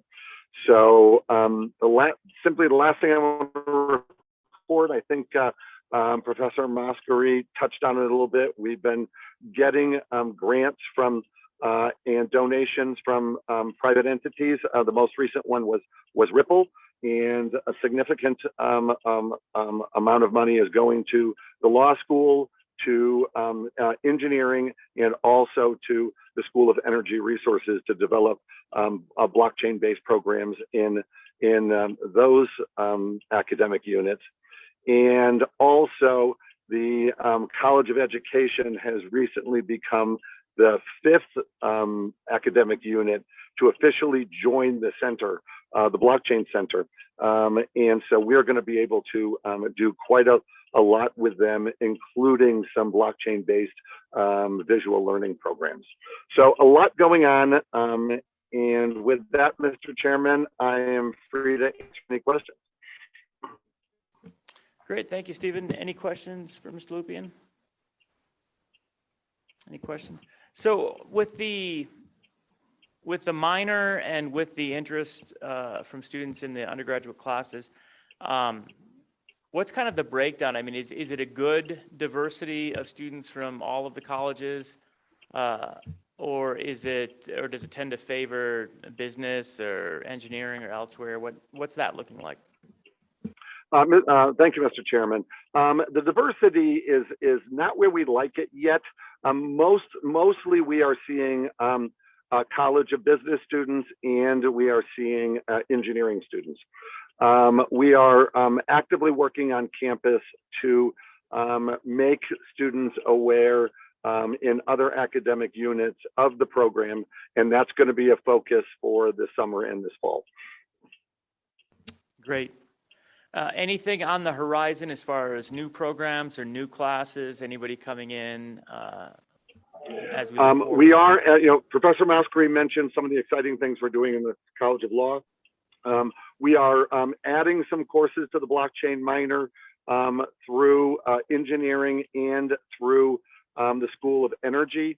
And soon, in the next week or so, I will be meeting with Dean Thomas at the College of Education to look at how we can incorporate the blockchain minor into that program. So for the next meeting, I'll have more information for you, Mr. Chairman, on that. Excellent. And how's the cryptocurrency mining going? I don't know if, can't remember when we started, whether you've been ready on that or not. Yeah, we've got 80 students now who are members of the mining club, and the mining club has become an official ASUW program. We have shut the mining equipment down for the summer. We were running 9 pieces of equipment with 3 or 4 pieces of maintenance equipment in reserve. And our next focus is going to be to expand that program. The College of Engineering has made a dedicated space available to us that we could build out with some private funding, and I'm working on that. And if we do that, then we're gonna have a space that's much more suitable to expand the mining operation. Again, it's only we never want it to be anything more than an educational lab. Certainly, we don't want to become commercial miners, but increasing from slightly less than a dozen machines to a few dozen will introduce the students to concepts that only come from a little bit more scale. How do you deal with the power loads and balancing? How do you deal with heat mitigation? It's kind of hard to do some of that with just 9 focus on that. Great. Thank you, Stephen. All right, go ahead, RJ. Thank you, Mr. Chairman. Senator Cost. Professor, yes, because of your caps and you're reaching there, is there potential that we can start spreading some of the lower level education all to our community colleges so that it can take some of the pressure off and you could work at the higher level? Well, absolutely. And that's, I'm sorry, Mr. Through the chair. I'm sorry, Mr. Chairman. Yeah, yes, Senator. Yeah, we are definitely looking at expanding certainly the introductory courses and probably the mid-level courses and perhaps even the minor to the community colleges.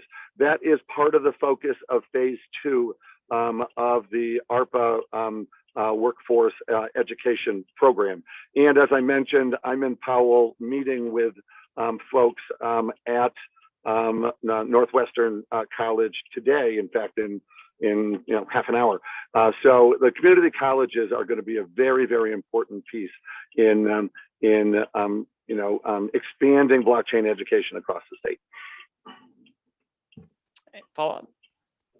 Great, thank you. And along those lines, as far as areas of focus, one area that I'm still hearing about really it does come down to direct coding and familiarity with appropriate coding for the blockchain industry and the sector, so they can be hiring coding both out of the university and out of our colleges.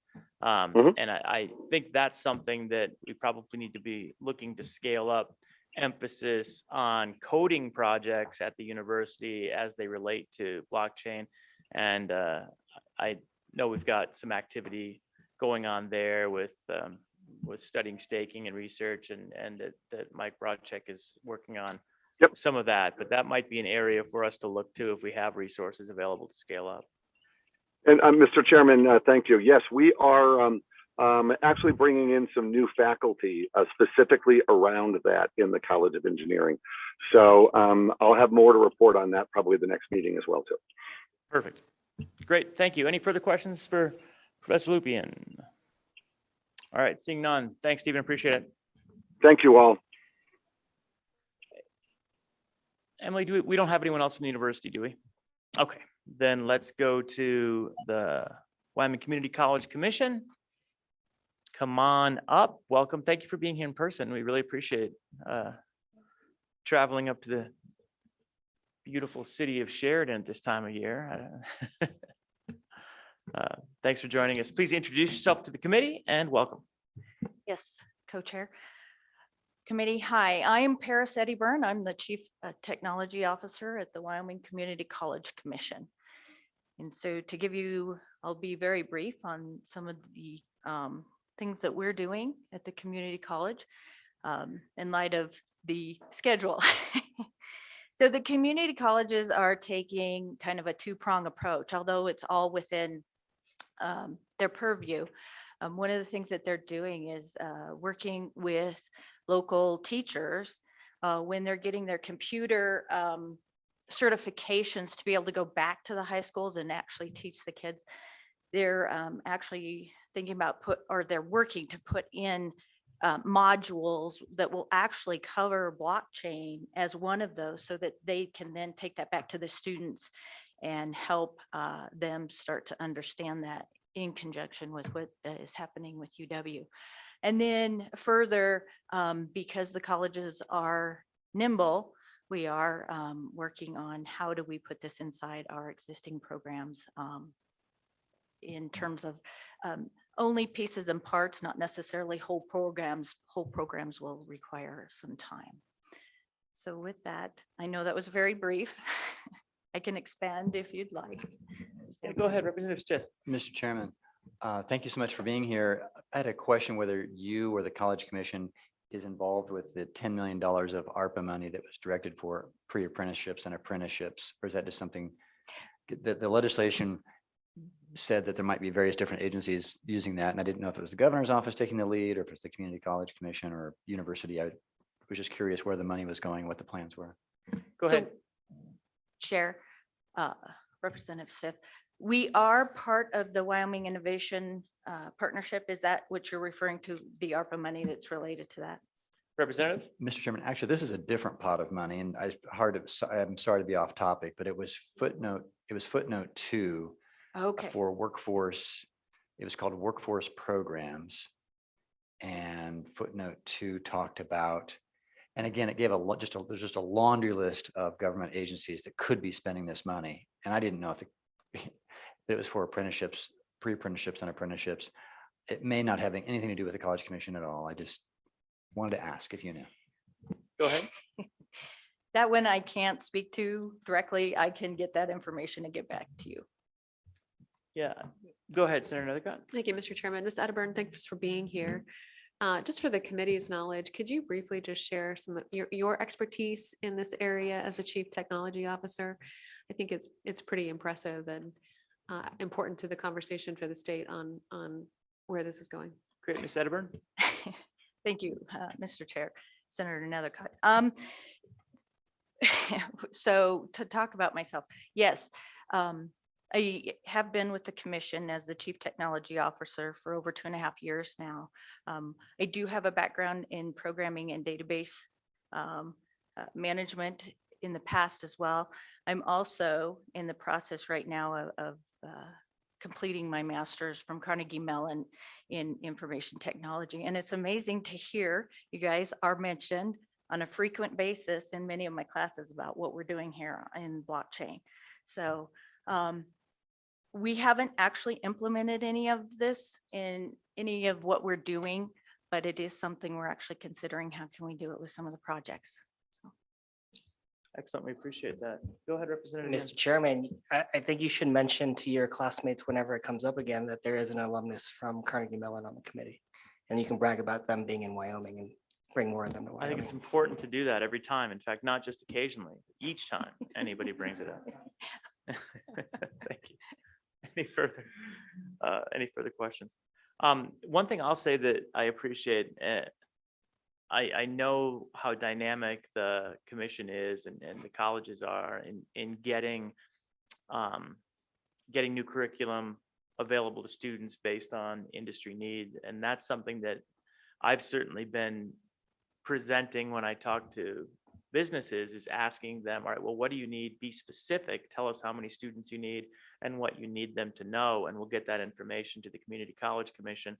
And in a relatively short time, we'll be churning out the right skill sets that are needed. So this is something that I think we're just at the beginning. And when you're talking about just plugging in modules, I really appreciate the thoughtfulness that's gone into working with all of the colleges to be able to do that. And I think that's going to be instrumental in us having the resources that industry is going to need and getting the workforce that industry is going to need. So if there's anything we can do to help support that aspect of your role, let us know. I think it's going to be essential. So thank you for that. Go ahead, Representative Stiff. Ms. Edibern, since we have you, Mr. Chairman, Ms. Edibern, since we have you here, and you mentioned the Wyoming Innovation Partnership, can you give us a synopsis of how that money is being spent and how you see that playing out across the community colleges? Ms. Edibern? Co-chair, we actually have a budget already built out. We've worked on the charter, and that is in the process of being done. So from that perspective, that we've worked on that part of it. None of the details of it have actually gone to implementation. Well, I should say none of the details.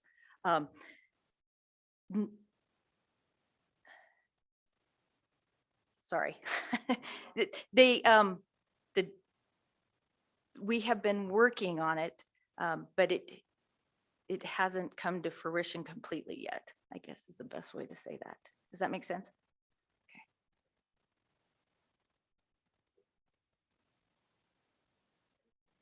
Apologies. Any further questions from Ms. Edibern? All right. And is there anything that's been identified that we can be working on or that the commission is looking at and thinking, boy, if we only had these resources, we could really work better in the blockchain space or any of the collaborations? It does seem like the programs are coming together appropriately. And I know that Minerals Committee that I serve on has been working with the Community College Commission on apprenticeships and additional opportunities there. And I think we're going to probably end up with legislation in that space. But anything else that you see or that the Community College Commission is looking at that we should be contemplating or have on our radar? Co-chair. Let me put it this way. If we do, you will be the first to hear. Excellent. All right. Well, thank you so much. Thank you for coming up here, and we appreciate you being here with us. All right. I don't think we have anyone else from the Community College Commission. True story. Okay. Then with that, let's hear from the Wyoming Business Council. Wendy, come on up.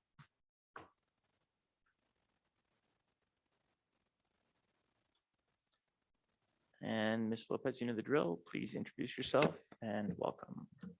Mr. Co-Chair, thank you for having me today. I'm Wendy Lopez. I'm with the Wyoming Business Council. I'm the Business Recruitment Manager. So I get to talk to all the exciting businesses that are looking to move to the state of Wyoming and talk about all the great things that we have to offer them. Or not in some cases. But as you can imagine, workforce is definitely one of the big topics that they always want to know about. So I don't really have anything prepared for you today. I'm happy to talk about, answer any questions that you want me to answer, go in whatever direction is going to be most beneficial to you all and be cognizant of time. Excellent. Well, thank you, Ms. Lopez. Go ahead. Mr. Chairman, Ms. Lopez, same question with respect to workforce programs. There's $10 million of ARPA money that was appropriated for apprenticeships and a laundry list of other things. And the Wyoming Business Council was one of the agencies designated to deal with that, along with a laundry list of other agencies and the governor's office. What's going on with that money, if you know?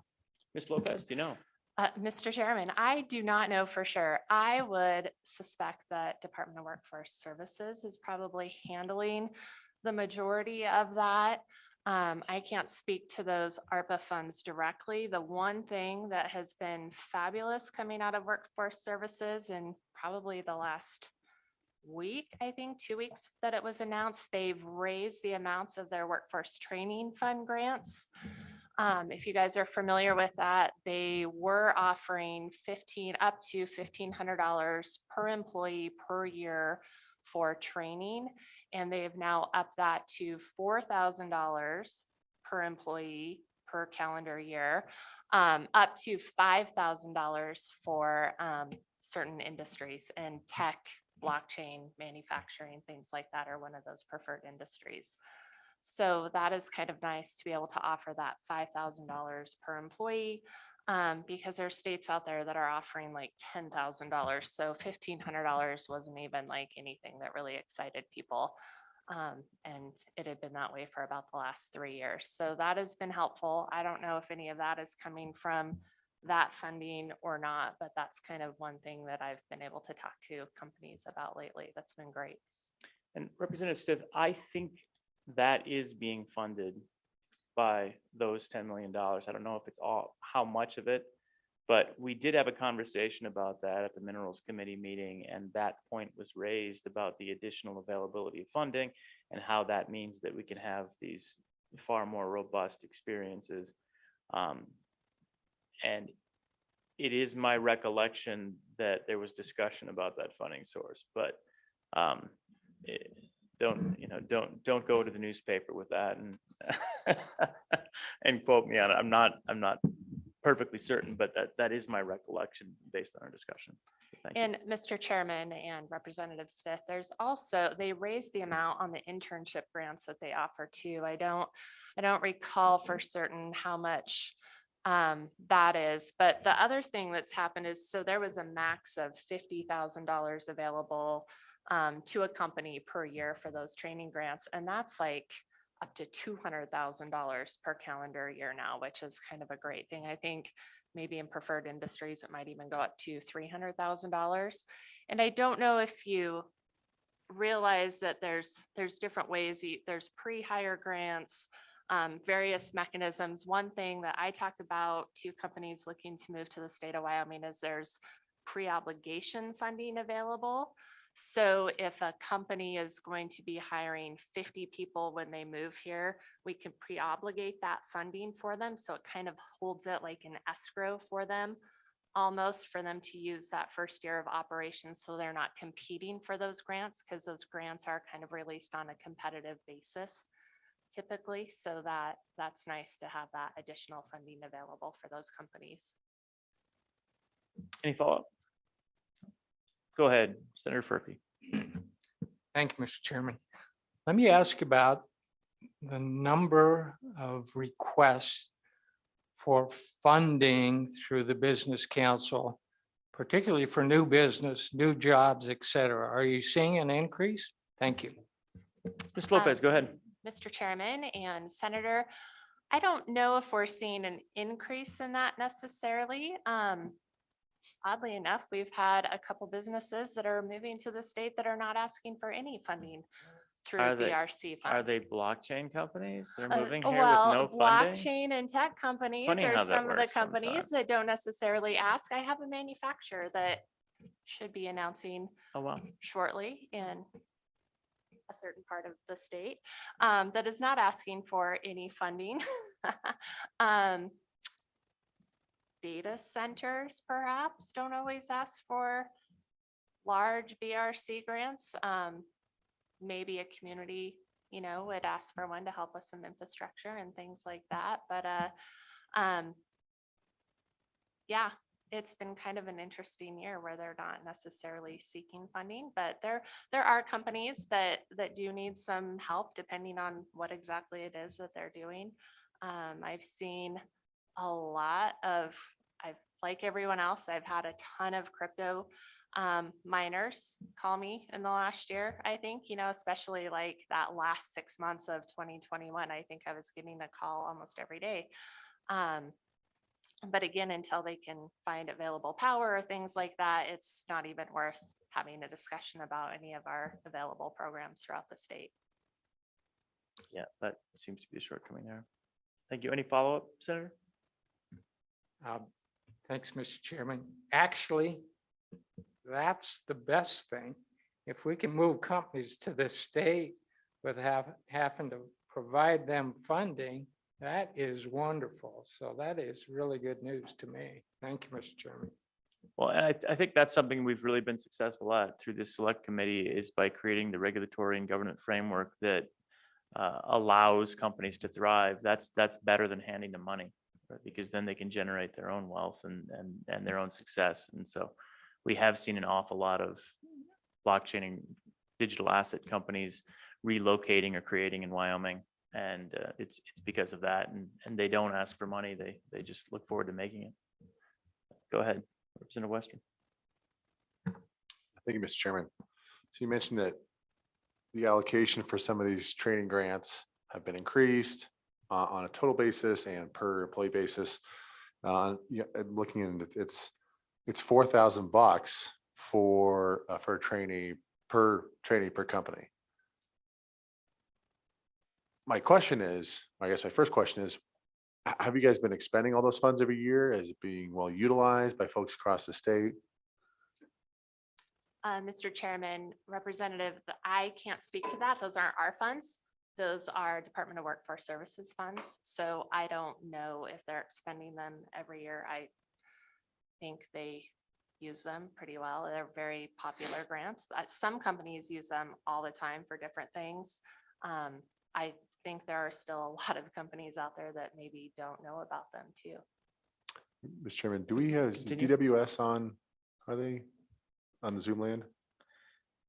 I'm not sure. Do we have Workforce Services? We do have a memo from Workforce Services that was sent out, and we just have that in front of us now with some details, but I don't know if it doesn't seem like we have anyone from Workforce Services on with us right now. No worries. Thank you, Mr. Chairman. Yep. Additional questions? So, Ms. Lopez, I do have a question about the ability for our workforce to meet demands as we start to expand in this advanced technology space. Have you heard concerns about our ability to meet those needs, specifically of technology experts in field? Is that something where they feel like if a lot of this is kind of virtual, so it seems like some of these companies are cobbling together teams from all over the planet, and then they set up shop in Wyoming, and some of them are here and some of them are not.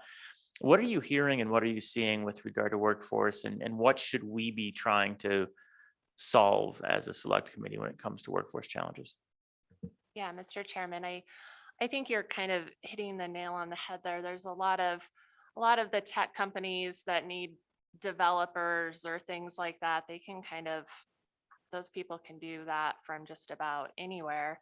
I think what we run up against, especially when I talk to site selectors, consultants, things like that, is our really low population is a huge disadvantage to us.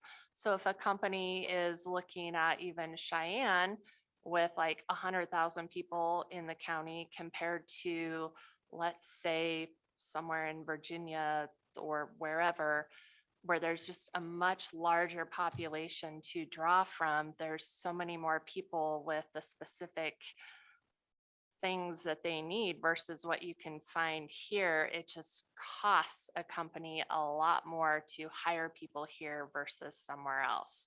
So when a company is looking at Wyoming, that cost to employ people here is kind of a lot compared to other states. Okay, understood. Do you see anything that we could try to do to remedy that? I don't know what that would be, but other than produce more graduates quickly. What was that? Increase. Yeah. I guess so. That's an interesting policy direction. Any thoughts? Yeah, Mr. Chairman, I think we're on the right track with a lot of the things that the University of Wyoming is doing.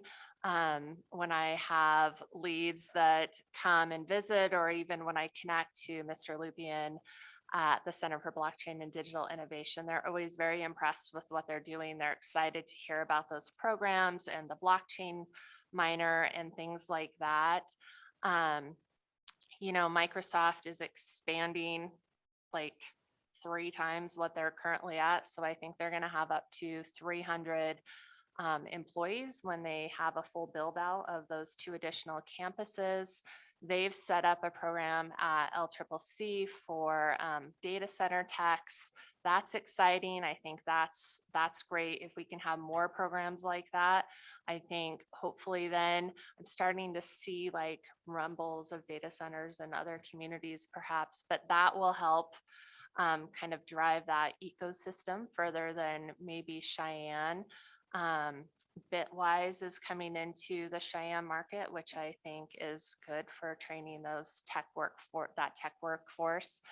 And then, you know, just continuing with some of those sort of programs and things like that, I think could help us a little bit into the future. It's happening. It's just slowly. Excellent. Thank you, Senator. Thank you, Mr. Chairman. The other thought that comes to mind is trying to get all the potential employees from one particular college or one particular area can exhaust that area real quickly. And I'm hoping that through Workforce Services and through the Community College Commission and the community colleges, we can maybe start dividing that up and conquering in different parts of the state so that we have other potential workers ready to go, because obviously those skilled areas, I think our community colleges have a lot of potential to be able to develop that if we make sure they understand the need for it. Am I on the right track, wrong track? Ms. Lopez, thoughts? Mr. Chairman, Senator, I think you're totally on the right track. It's, you know, when you look at Sheridan College here, they have a great manufacturing program. When I can get people here and tour them that are doing manufacturing, they're blown away by the level of the program here. And I think LCCC with having the data center tech program, you know, they've got a great wind program, things like that. The more that we could spread that to other colleges around the state is very helpful too, or even just have the ability for students to be able to do some of that training from anywhere in the state, you know, whether that's virtually or whatever, which I think some of the like Community College Commission, the WIP initiative is kind of working towards some of that too, like not having just programs at individual colleges, making sure that we can have those programs available to everyone throughout the state. Great. Another thing I was going Go to ahead. say too, that I Please. forgot earlier, is our veteran population is kind of an advantage to us too. I know Microsoft is hiring veterans for sure because of some of the security levels that they have and some of that training that they've had too. So I think tapping into that resource a little bit more could be advantageous to us. Yeah, it's interesting. Any follow-up, Senator? I guess it's more of a comment than ahead. anything, but we have a tendency to localize to the areas for wherever the community college is to what's offered there. And if we can work some more virtual and work some other opportunities for these skill sets to be worked around the state, we've got a much better potential of being able to supply the work chain, because the 600 that are going to be needed down at Rock Springs with the Toronto mines, Western can't cover that. But if we can couple 3 or 4 colleges together with that, we've got the ability to cover those workforce needs, because the climate and the culture in our state is so much different than everywhere else. People don't stay from everywhere else, and our kids will stay here. And I think it's a great way for us to start getting our kids and our population back into the state. So hopefully we can continue that. And along those lines, one thing that we've been looking at on the Education Committee, but we've been talking about it for a number of years and never really taking action on it, is trying to get a forward-looking understanding of what the workforce needs in known, existing, well-established markets are going to be in the years ahead, and then an understanding of how many folks in those professions we produce statewide. And then at the same time, so that I won't call it easy, but at least that should be achievable. But at the same time, then trying to get the unanticipated or less anticipated, where we have emerging businesses and areas that maybe are more dynamic, and trying to flag down those needs and figure out what we can do statewide and be a little proactive among our entire community with the business council, the university, the colleges, our schools, K-12, and all the rest of our workforce development institutions of the state, and at least trying to understand, where is there going to be demand? Where could we tell people, hey, we're going to be 200 people short in this sector 2 years from now, based on our estimates. Have a look. And I don't know how we get to that point, but it would be very beneficial, I think, for us to have that high level planning, and getting to Senator Cost's point and understanding of what capacity we actually have statewide, not just in any one location, because I think Wyoming citizens are willing to work broadly in Wyoming typically, if the job is right. Anything else? Any other discussion? Anything else that we should be thinking about, Ms. Lopez? Mr. Chairman, I think one other thing maybe that is important to think about, and we talked about this a little bit, are those supporting industries too. So, when I am working with a blockchain company, there's 1, 2 lawyers that I can send them to when they ask for those services, or accountants, and those kind of things. Even beyond the tech industry, when you look at manufacturing and things like that, we have those supporting industries are just not here sometimes. And so the more that we can continue to grow them, the more benefit that we are going to have. But that's another hard component of things. So getting people trained in some of those supporting industries is always a good thing too. Absolutely. And yeah, today we talked to Professor Moxery, obviously, about law school, but we do hear a lot of requests for accountants and the finance side. And I don't know if, I know Mr. Pope has been engaged in trying to get more people into that space. But that is a space where we're also short on sufficient workforce that we need to be cognizant of as we're developing. Senator Costa. Thank you, Mr. Chairman. And the other part of that is there's a lot of commonalities of links of common traits or job skills that can reach across all of those. So if we can figure out those job skills and start with those, so that we're getting that base coverage, then the more selected needs of each industry can possibly be met a little quicker when they're coming in. So I think it's just going to take a lot of good communication and awareness of, okay, what is possibly coming in and what kind of skills do our kids need as a baseline, so that we can further educate them from there and then build that. Absolutely. All right, further discussion? Seeing none, thank you so much, Ms. Lopez. Appreciate you coming up here too. Yeah, thank you. Good And to I see you. appreciate you guys always being willing to help me out too when I have companies that I'm working with. Absolutely. Bring them all to us. All right. We're happy to. Thank Thanks. you all. Yep. Do we have anyone else? I don't have anyone on my list. Nope. All right.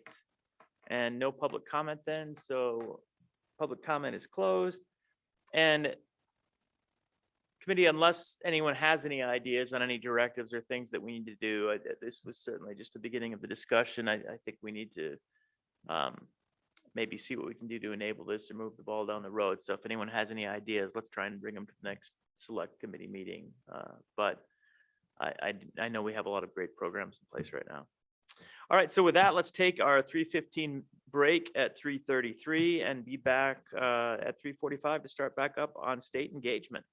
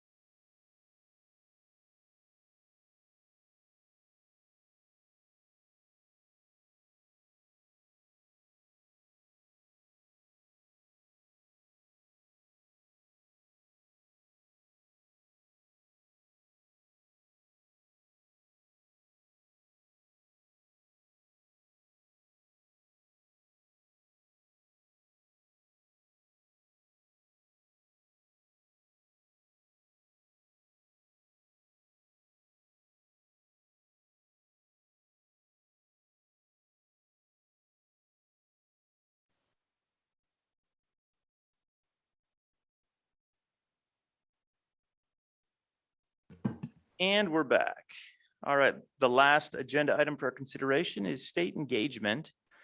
And the concept here, select committee, is based on our interim topic of trying to make sure that our state agencies and the state government and hopefully even by extension, cities, towns, and counties will have the resources that they need to participate in blockchain transactions, smart contracts, signature transactions, and in other capacities as we move into this space. The technology is certainly leading our capacity as a state. So this is the beginning of that discussion. We have a little bit of a report from the Legislative Service Office. Come on up, Clarissa. And you can walk us through that. Again, this is a beginning of a discussion to see if there's anything that we can do to improve it. And I know that we have Representative Ocean Andrew here to discuss some of the work that he was doing on tax remittance. So with that, the floor is yours, Clarissa.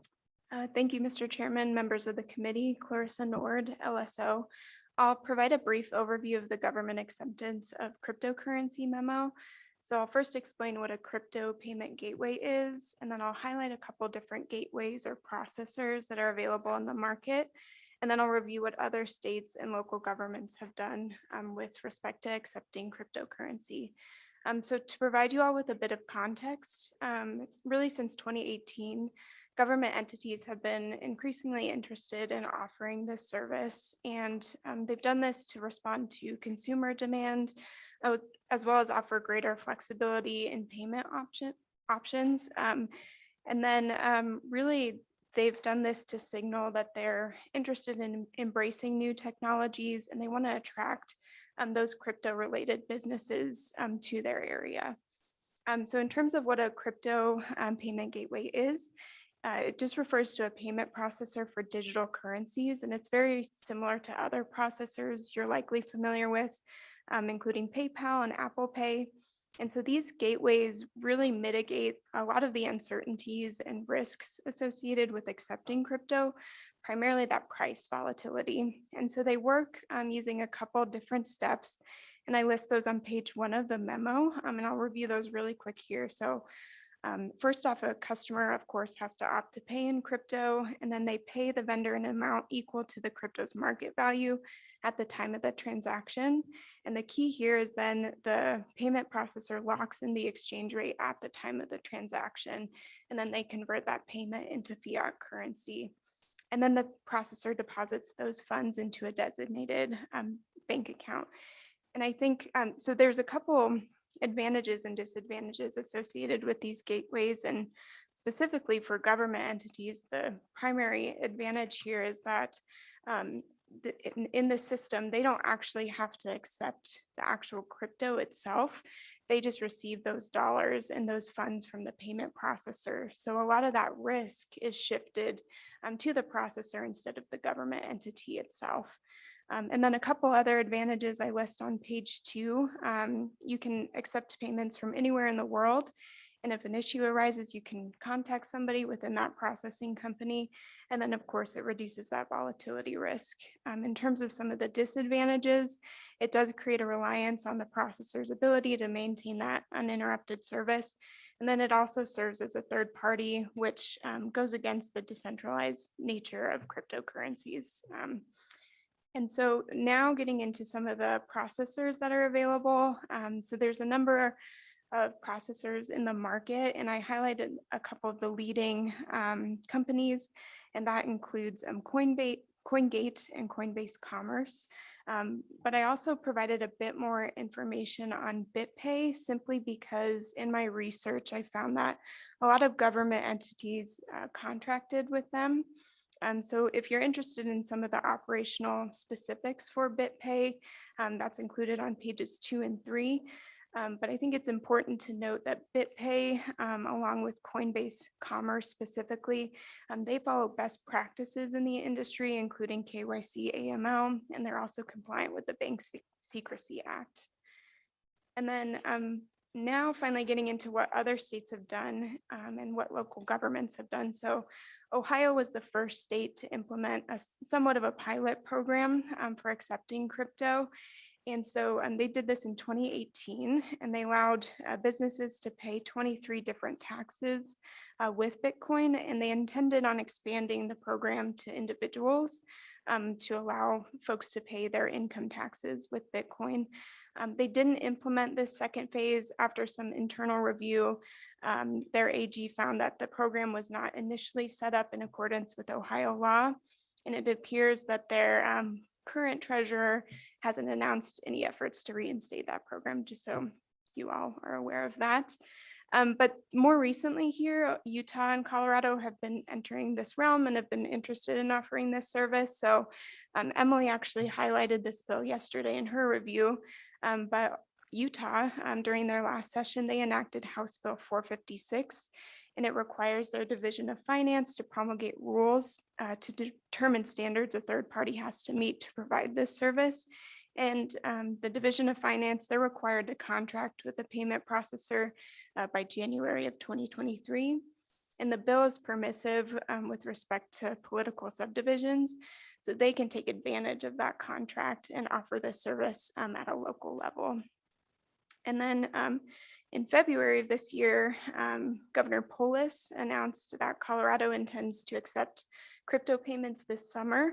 And reportedly, they intend to use a payment processor as well. I didn't find any additional details on their efforts, but it appears that they're moving toward this space. And then, of course, you all considered Representative Andrews' bill earlier this year.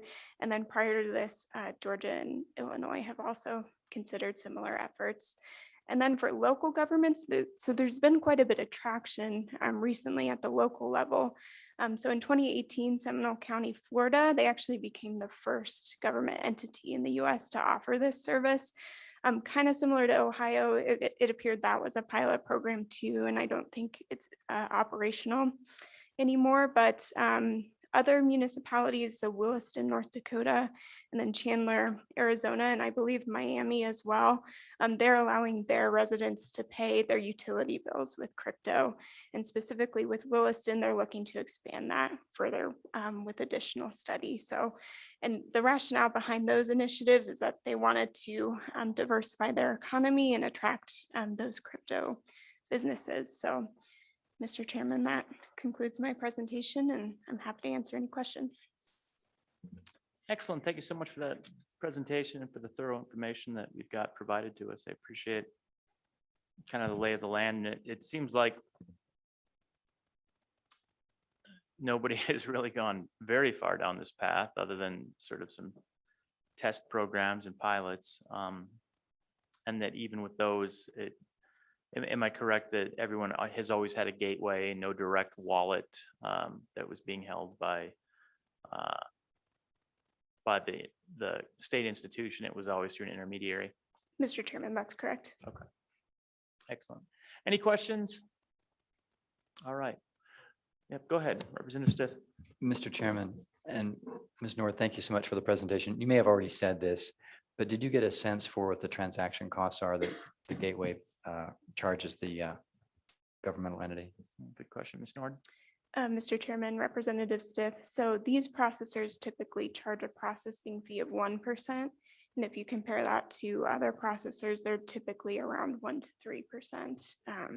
And it's my understanding how Utah has set this up is this program will be primarily run on those processing fees. So the state won't necessarily have to appropriate any funds, just the individuals and businesses who are using the service effectively pay for it, if that makes sense.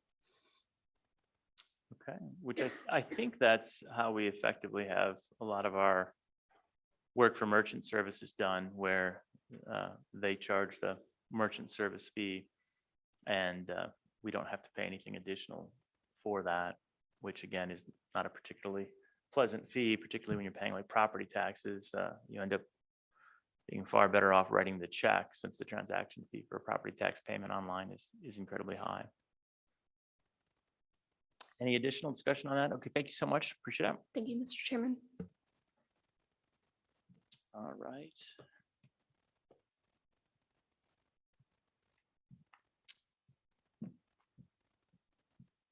And let me see if we had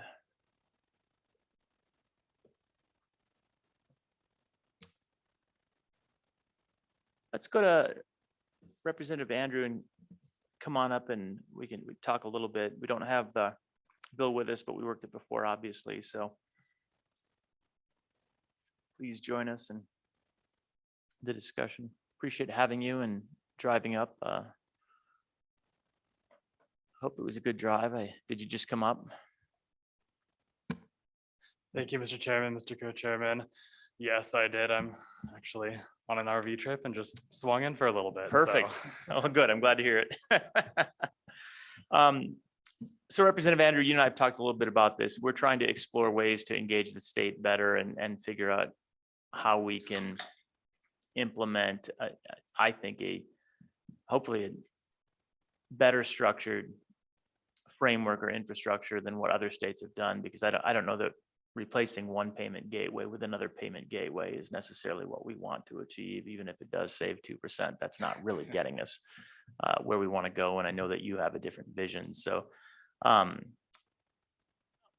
maybe at a high level, you can tell us just in a couple of minutes to remind those that are listening about the legislation that you brought forward. And then I'd also like to hear if you've had any more discussions, any ideas on how we could get that implemented, other steps we could take. So the floor is yours, and we appreciate you RVing to join us. All right, thank you, Mr. Chairman. I think the biggest question to ask when we're exploring this topic is why? Why exactly would we want to accept cryptocurrencies as a form of payment in the government? And I think, this is also the Digital Technology Innovation Committee. And so there's a lot more to do with it than just accepting cryptocurrencies. The bill draft that I brought was more about integrating our sales tax remittance systems with systems that companies have. Right now, basically every state requires a company's accountant or bookkeeper to fill out a manual report online. And depending on what state you're in, that could be one for every city. It could be one for the whole state where you break that out. But there's no way for the company to interact with that system digitally. And so I think the opportunity here is to be able to create a system in Wyoming where sales taxes could be remitted automatically by computer program, perhaps a smart contract, and be able to remit that sales tax payment as soon as the transaction is made, and therefore companies aren't having to hold on to that money for whatever period of time, having it in their bank accounts and then remitting it later in the month. And it would also reduce the amount of labor. It really is a lot of labor that goes into these manual processes. And I think Wyoming would be a great state to pioneer that. Excellent. And Representative Andrew, I don't know if you were here earlier in the day when Mr. Marr was talking about the idea of having what is effectively a public key associated with your corporate unique identifier. You could do that as an individual identifier also, but we don't have that system set up. Talked about setting that up also. The concept being at that point, if you were to remit even to a general account of some sort automatically, and it came from that public identifier, then it would be a simple one-to-one transaction. The one challenge along with that simplicity is that you wouldn't have the rest of the data of, well, how much was it supposed to be and what the transactions were. So I'm not sure that's getting all of the information. Is there a system that we can point to? Is anyone else doing this directly right now, anywhere else in the country? I know it's being talked about, but I'm curious if there's a use case that's doing it kind of the smart contract, the more advanced style than just a payment gateway that you're aware of. No, Mr. Chairman, I don't believe anyone or any state is doing anything like this. I haven't heard the concept even talked about, but I know there was a lot of interest in it when I presented it to a large group of large merchants around the country who are looking for new ways to be able to, save money and increase their efficiency. Yeah, absolutely. And this is an area also where obviously something like the Wyoming stable token would be an easy vehicle to actually get this done if that were in place, where you could remit payment in a form that then wouldn't have to be immediately liquidated, which is another concern if we're dealing with a volatile cryptocurrency instead of a stable token. Any other questions for Representative Andrew? Go ahead, Representative Stiff. Mr. Chairman, Representative Andrew. So to achieve your basic goal, could you do that all without involving cryptocurrency at all? Good question. Representative Andrew, thoughts? Thank you, Mr. Chairman, Representative Stith. Possibly, I think it'd be definitely possible to create a system where we're updating the filings very quickly and remitting the payment. I think it just would be more expensive to move all those transactions, a lot of microtransactions in typical fiat currency rather than the Wyoming cowboy coin or whatever we would choose to use. You want the hybrid, I know you do. Well, that's Yeah. a House member. I speaking know, to the I know, House. right? Yeah. Representative Stiff, follow up. No follow-up. Thank you, Mr. Chairman. Yeah, go ahead, Mr. Co-Chairman. Mr. Co-Chairman, Representative, have you had any additional conversations with the Department of Revenue? I think that's where we left off, or any other agency stakeholders in Wyoming since we last spoke? Go ahead, Representative. Mr. Chairman, no, I have not. And this gets to the state engagement portion of the discussion, is trying to get to the point where we have the state infrastructure. And what that really boils down to is appropriate unique identifiers for individuals and corporations if they want. So something that gets into the private key, public key discussion. So I've got my authoritative identifier. And then based on that, associated accounting, which all of this can be done. It's not technically challenging to do it. It's just a matter of getting it implemented. When we've inquired with the Department of Revenue before, it's always been challenging to get changes and incredibly costly. It seems like everything comes back with $1 million price tag if you want anything to come out of there. Yeah, go ahead, Senator Cost. Thank you, Mr. Chairman. Representative Andrews, my naive knowledge is going to show now, but I'm going to give it my best shot. If you're using, say, any currency, or I guess token, I should say, how do you guarantee that it's locked in at whatever the price was when you sent it? Is there a way to lock it? Is there, I understand with stable currency, it goes with the value of the money. When you present that, is that locked in at that value then, or could you explain some more on that? Representative, thoughts? Mr. Chairman, Senator Cost, I believe that would be the advantage, yes, of using a stable token pegged to the US dollar, such as what we had with the Stable Token Act. I think you could explore using other currencies, and if the sale was made with point something of a Bitcoin, and we collect 6% of that, then technically we would still have 6% of that transaction. But we may not want to go down that road and just fix it by using a stable token. Yeah, I think that's right on all counts. Certainly, if the transaction is in Bitcoin, or if the transaction is in Ethereum, then I think it's statutorily legitimate and constitutional to take 6% of whatever that was. Seems fair, or 4%, whatever the case may be, depending on the local sales tax rate. And then the state could choose to immediately liquidate or hold or whatever. It's up to the state at that point. They got their percentage of value. But that instability is going to be challenging, and it's going to require management, where if we do have a stable token as the medium of exchange, and that's what we're willing to accept.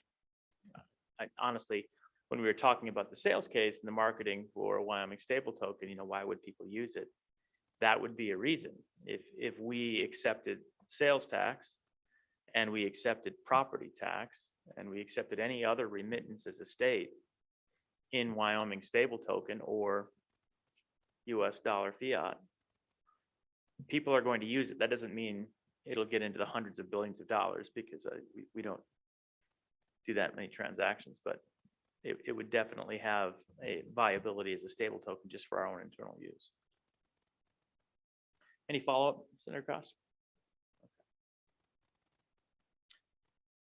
So, Representative Andrew, what have you thought through kind of the steps of everything that would need to be in place to make this work, and what the logistical infrastructure would need to be for our departments and agencies for this to be enabled? Thank you, Mr. Chairman. I think probably the best course of action would be to pass a bill or, work on a bill that would allow us to further study this and to potentially even find someone who could design the system for little to nothing for the educational value of it or the value of furthering the technology. I don't know that I would possess the technical knowledge to explain exactly how everything would work, but I know how a lot of companies would like to use this. Yeah, I think the partnership, this was something that Christopher Allen mentioned today, I think, about instead of going out for RFPs to just pay for these things to go into place, to seek partnerships and build out in a cooperative fashion. I think that's true with this type of a build out and a lot of the other build outs that we've looked at. So maybe we can find some language to enable that, Mr. Co-Chairman. Other thoughts or discussion? Mr. Co-Chairman. Go ahead.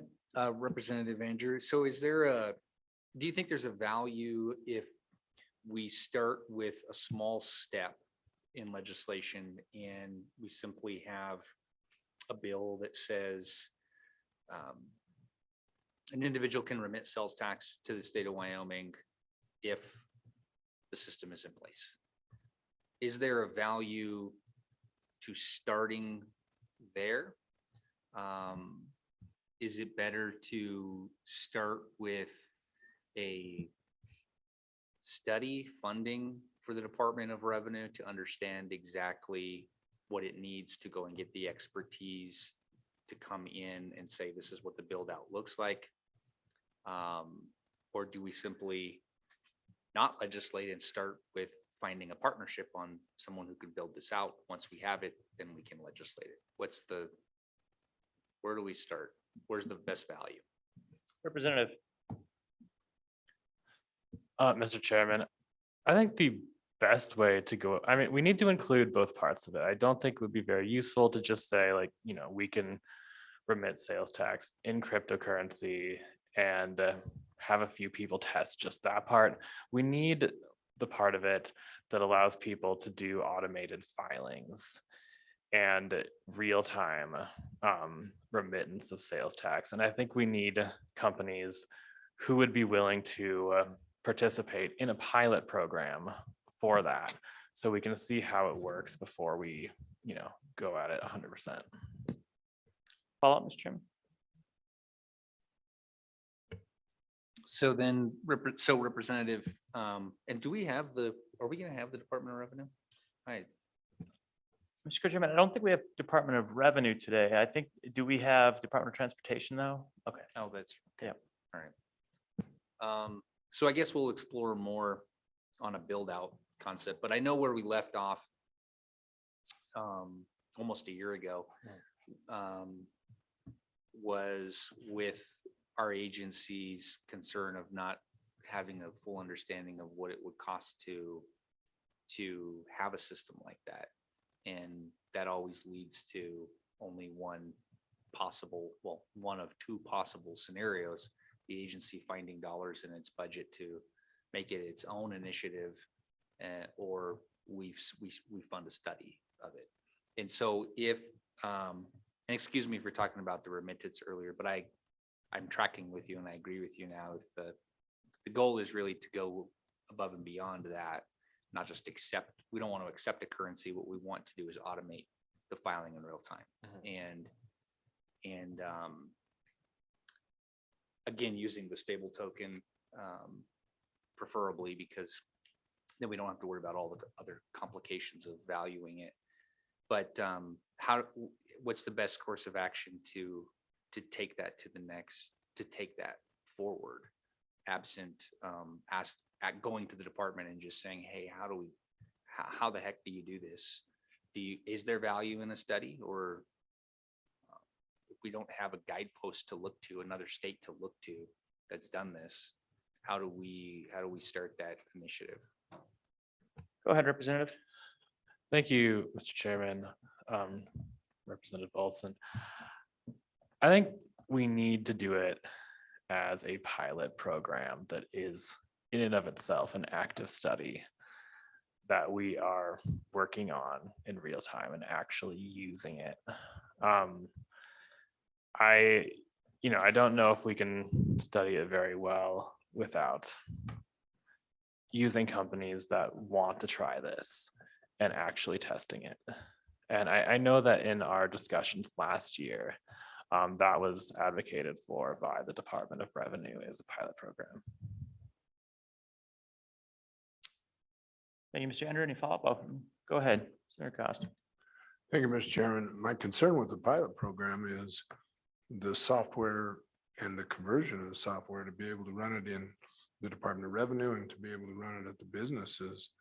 I don't think they're going to want to just loan the software to you necessarily to try this out, plus the amount of time and manpower to switch everything over so it's there. So it almost seems to me like if you're going to do it that way, you almost have to be totally in or totally out. Am I wrong there? Representative. Mr. Chairman, Senator Cost, I think if we did this pilot program, it would be important to involve a lot of people in this technology space, a lot of firms in this technology space, and see if there's anyone interested in just working with us to get this off the ground and try it in a small state and help us pilot this. I think we might find that, especially in such a young, innovative industry, doing something just to promote the technology could potentially be enough. Follow up, Senator. You good? Okay. All right. Thank you, Representative. Anything else to add at this point? We'll keep you around to have this discussion and figure out what the path forward is. All right. In fact, I think you'd probably stay there because I think we're jumping up to online, correct, for Department of Transportation? All right. So please feel free to stick with us, Representative, and we'll go to the Department of Transportation.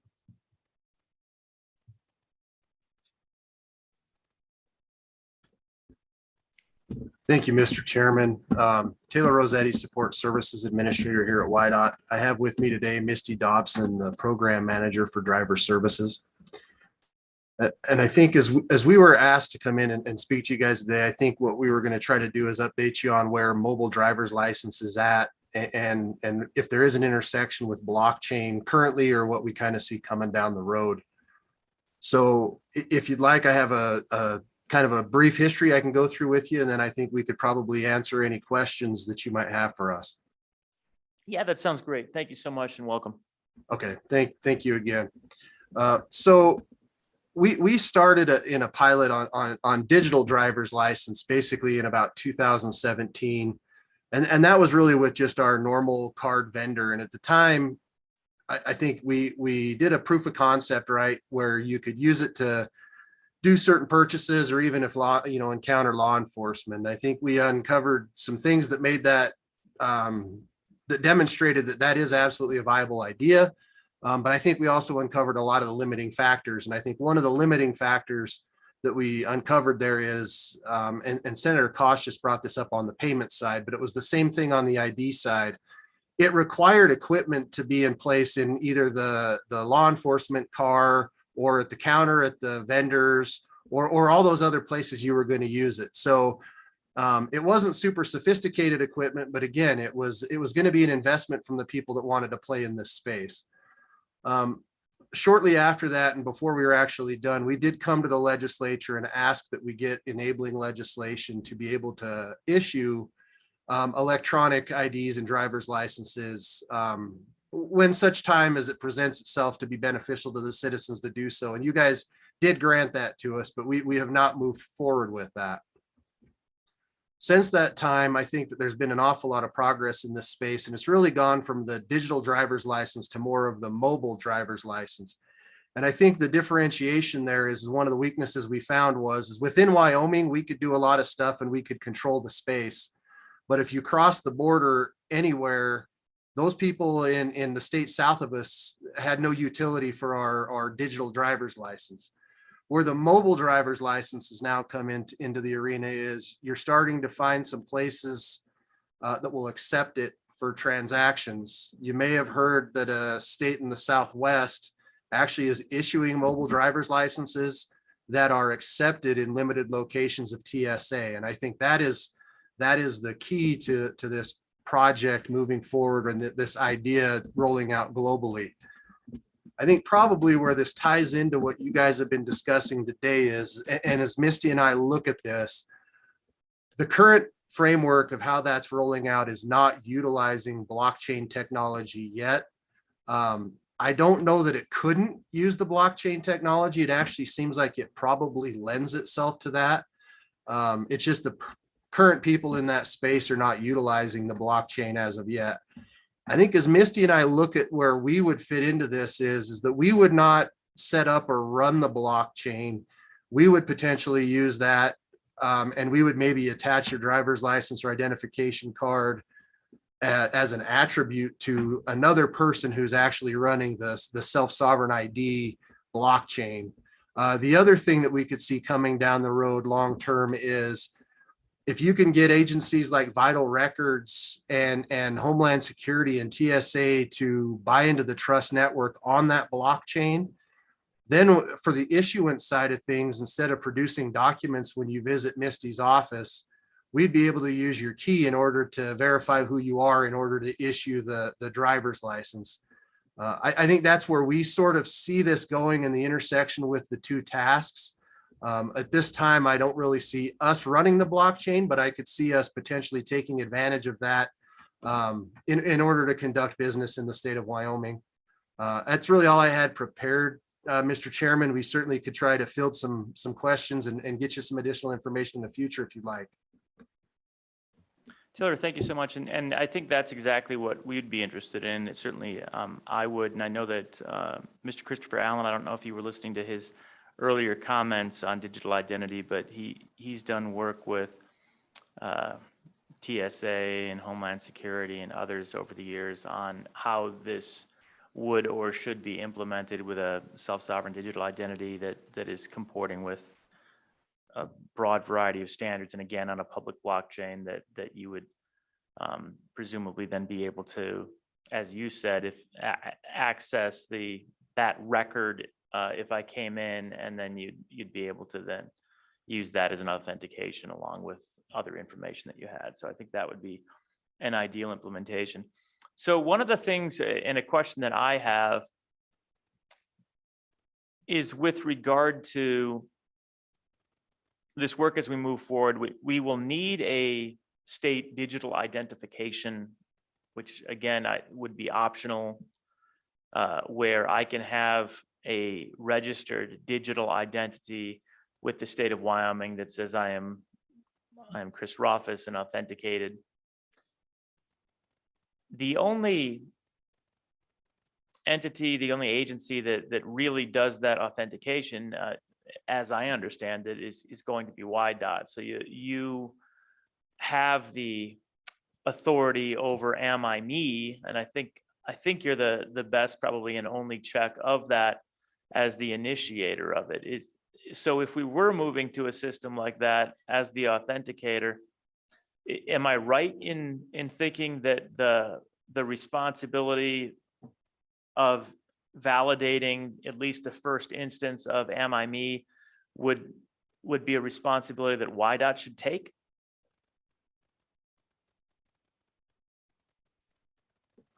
Mr. Chairman, I think we may fit into that role as you describe it now, but I think we're reliant upon really as the source, especially in the state of Wyoming, is really vital records, right? Vital records, and not even just in Wyoming, but here, if you're born here, right, that's where we go to verify your birth. We then end up kind of sitting in the position where, because of our network and the way we work through them, other entities might use us in that space. But I think you'd actually start further down the chain, probably closer to vital records, to actually establish that. We could then potentially be in that space where if you know, Miss Long was going to verify me at the counter at a liquor store, by default, that might run through me to verify that you are of age. But I don't think we would be the starting point for that verification. I think we would just sit in there kind of as the middleman, as we do now. Okay, so if I were trying to, I've got my driver's license, and I do see where it ties back to vital records. But if I decide that I want a digital identity or to authenticate associated with my license with a digital identity, one of the things that I'll need in the beginning potentially is that storefront moment where I've got somebody to go talk to transact with, to then move into an authenticated digital identity space in Wyoming. So we're trying to think through that process and how that could be done. You know, the other entity that verifies existence isn't a state agency, but we've talked about it for kind of the E-residency or E-denizen purposes.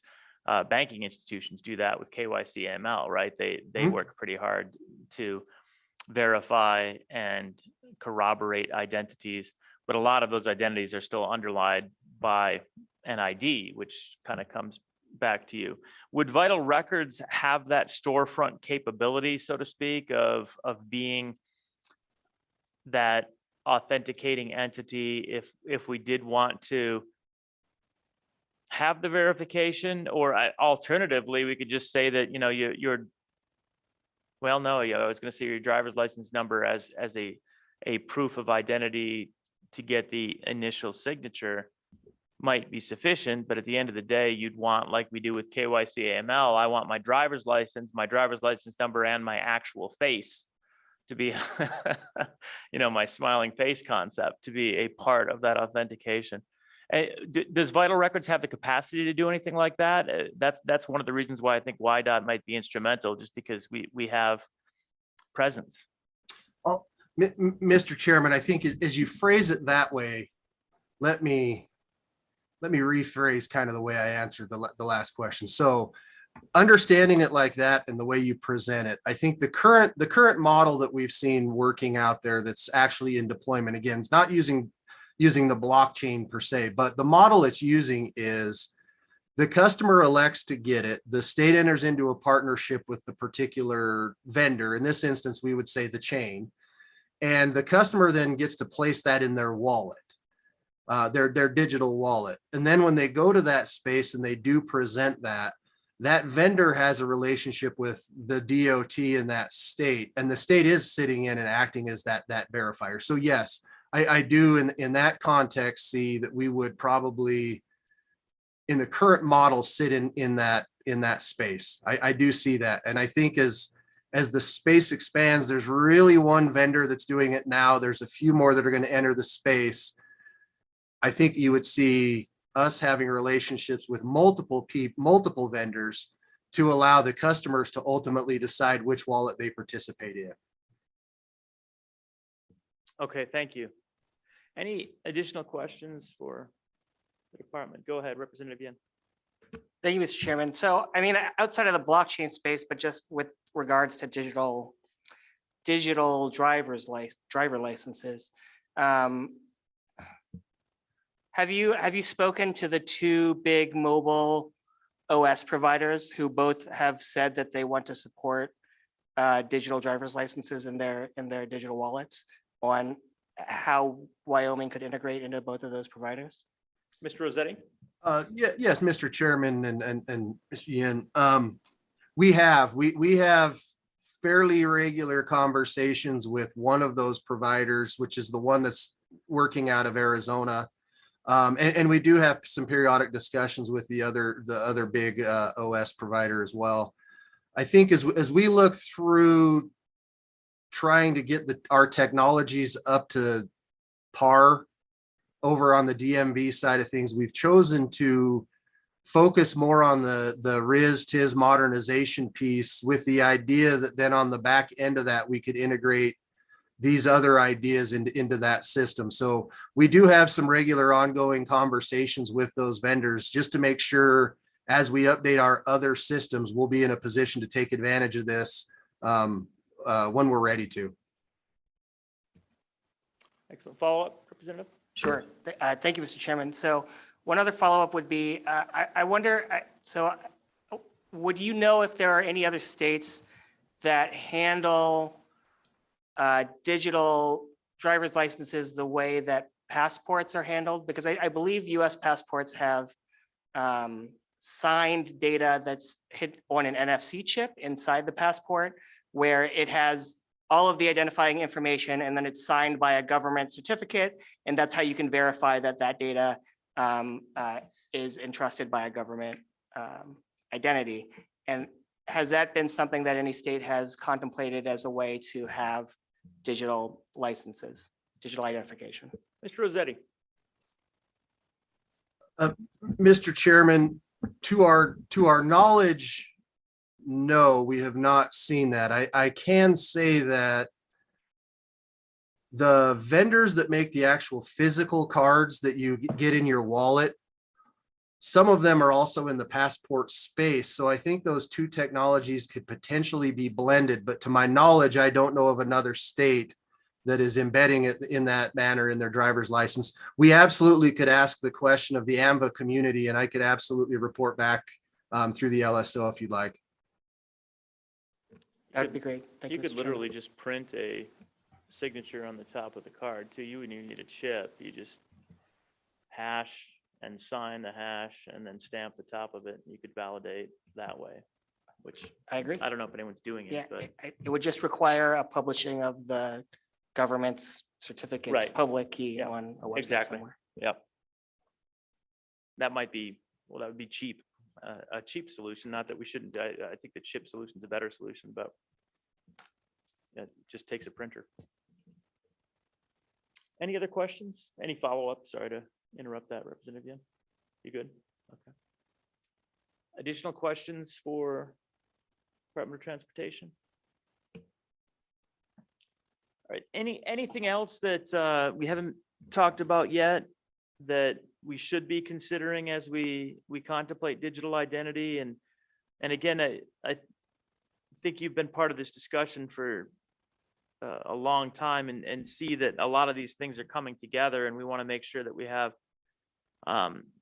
instead of 20 different identification systems, it would be really nice if we had a nice integrated system where our driver's license and our digital identity, if we chose to link them together, was conveniently linked, and that can enable a lot of the more advanced features that we're looking at for this authentication system. Anything else we should be looking at, Mr. Rossetti? Mr. Chairman, not anything that I can think of. I can say that I think as far as the folks listening that maybe want to get into this space, they probably are aware, but AMBA, which is the American Association of Motor Vehicle Administrators, is typically kind of the the place where the gateway usually resides, they manage the system that will run through for Social Security Administration for like voter registration. They are working on being the central point to do the interoperability for driver's licenses. And obviously they're following the NIST guidelines and the ISO standards that you guys talk about in the self-sovereign ID. We're trying to stay abreast of that. And if we see changes or things coming along there, I'm guessing that Mr. Allen will be way ahead of us, but we'll try to report back through LSO as we see things changing. Right now, we're trying to stay abreast of the technology, stay knowledgeable of the technology, and be ready to deploy at the time that it makes the most sense. Well, and on that point, a lot of work obviously has been done on the self-sovereign digital identity as worked through Homeland Security and TSA, and you've been involved and seen all of that with the production of the standards. What would it be like if we were to just say, hey, we're moving to adoption of that type of digital identity, and we'd like to do that within the next couple of years. We're going to go down that road, provide some resources to do it. What would that look like if we had legislation that did that from your perspective? What would you expect the first steps to be? And I'll ask the next question is, are we ready for that from a driver's license standpoint, or would you have to wait to implement driver's license features of a self-sovereign digital identity if we adopted that for an individual? Mr. Chairman, you guys ask hard questions here. So,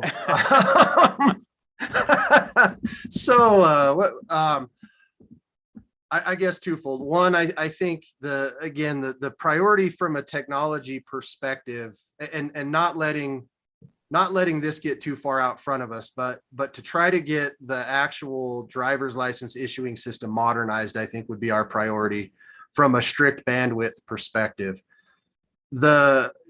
The legislature already granted us the permission to move down the road to issue electronic or mobile driver's licenses. So I think that's already in place. I think what I would anticipate this looks like for us is the proposals are due for the modernization of the system in July. I anticipate hopefully awarding and having work start the beginning part of 23. I think by 24-ish sometime, we would be ready to start getting into this space. And I think as part of that, one, we'd have to probably go to JAC and make an ask for probably some resources to ensure we do it correctly. But I think all along, we'd likely probably come back to you guys and update where we're at based on the changing landscape of blockchain and the digital technology that's going on. I think we'd have to build the plan and educate you guys so you're comfortable with the way we move forward. I don't anticipate me making the decision to issue a mobile driver's license until I have the feeling that you guys as a legislative body are comfortable with our path. Excellent. And I guess another nuance to that, and I think this is fine. We don't have to have the driver's license proceed at the same time as the self-sovereign digital identity, because that's more of, I can certainly have a number, my public key, and we can work a lot in the self-sovereign digital identity space without going full driver's license. But it's my understanding that if we were to ensure that we complied with the TSA guidance as it's currently written for what their expectation of a self-sovereign digital identity looks like, which is honestly very open and very good. And I think a lot of thoughtful work went into that, that we wouldn't come into conflict with what you would be expecting to build out over the next few years, which it would be awful if we created a digital identity and then it didn't meet your requirements down the road, and somehow we had to find a way to merge them. I would love to ensure that there's fidelity between anything we're doing and anything you're doing, so that they just come together at some point. Would that be an appropriate path for us if we're moving towards the availability of a digital identity, a registered digital identity for the state, that as long as we don't conflict with where TSA is at right now, as long as we don't do that, we're going to be okay with you? Is that accurate? Mr. Chairman, I think that's a great way to say it. I think the two things are maturing slightly differently and for lots of different reasons. But I certainly think that the self-sovereign identity can go down that path, especially if you keep the TSA guidelines in mind. And then on the back end of that, I can see us being able to use that, at least as it's currently developing. Excellent. Okay. Well, that's handy. And this has been my concern for a while. And I think we talked about it before, was the idea that we'd go different directions. I don't want to do that. I want to make sure that anything we're going for identity is fully complementary to where you're going with identity. Awesome.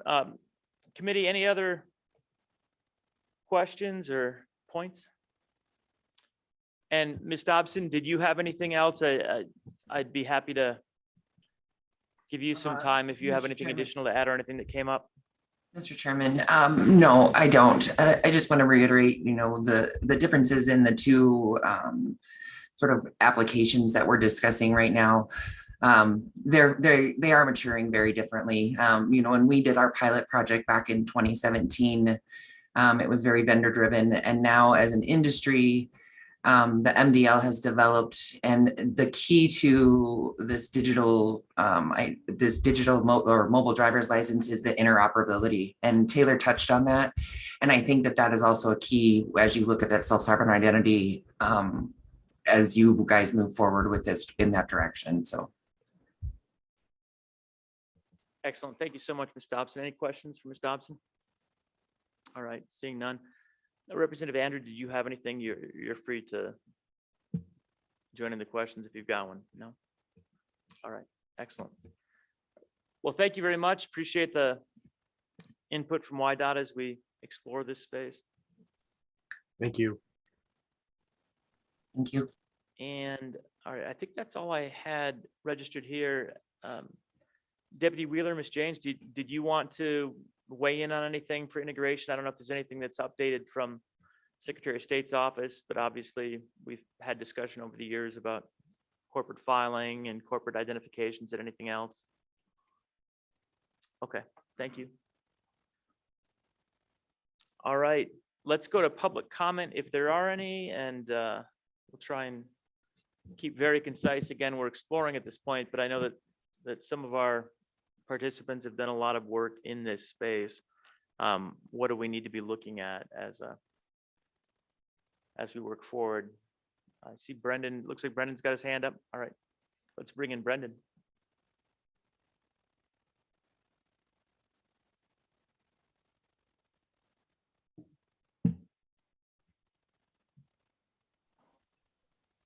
There he is. Hi. All right, Brendan, welcome. Thank you very much, committee. Can everyone hear me? I think you can. We can hear you. Great. So quickly for the record, my name is Brendan Marr.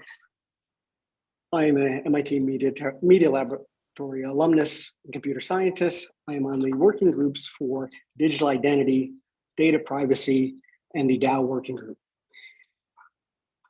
There are several things I'd like to comment on. We talked about public identifiers. My name came up, and what I have discovered, what I know, and where we started with all this going back a bit was let me say it like this. The salient point is that these things are related to the travel rule. So any transaction that you have that's going to be over $1,000 or whatever, you're going to have these same problems of how to bind external information such as addresses, names, etc., to blockchain transactions. Now, I did send something to committee members regarding the fact that this is extraordinarily alarming in terms of how you do this, if you do it in the incorrect way. There was something I sent, which was published by the folks at Ledger. And the idea here is basically that Web3 and blockchains and blockchain transactions were not intended to have this external information bound to them. And they actually don't. There's no such thing as an account. There's no such thing as an individual. But the salient point is that once you bind this stuff, you expose an entire network, the company, the person, all their financial transactions to very bad things. And what they wrote was, and I'll just read it to you, so we'll give you a little bit of clarity. With your blockchain address and your home address, criminals could see exactly how much crypto you own and choose whether to attack you virtually through hacking, phishing, or online fraud, or physical by means of robbery, kidnapping, extortion. And this is obviously very problematic. Imagine paying for your plumber, whatever it might cost, and not only giving them the amount of money, but also giving them your entire checkbook ledger. And the same thing for companies. If you have a company and they are doing transactions, they're not only financial transactions. What is associated with these keys are signatures, and that is related to all of the documents they sign. Their entire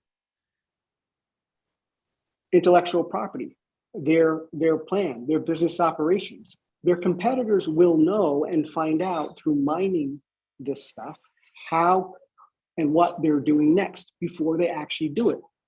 So if we do not do this very carefully, we're going to not only expose individuals and companies at risk, but we're going to be giving away all of our secrets to other nations. I would not, under any circumstances, leave this up to some kids trying to get an internship. The way to think about this and a way to parse it out is that we already have a registered agent which gives a file number for a company. What we can do is, and this is to be taken with a grain of salt, this is not an actual implementation. Don't take me word for word, but the idea here, and Senator Rothfuss mentioned it, the cheap way of doing this, and part of the way you do it is you issue something from the state.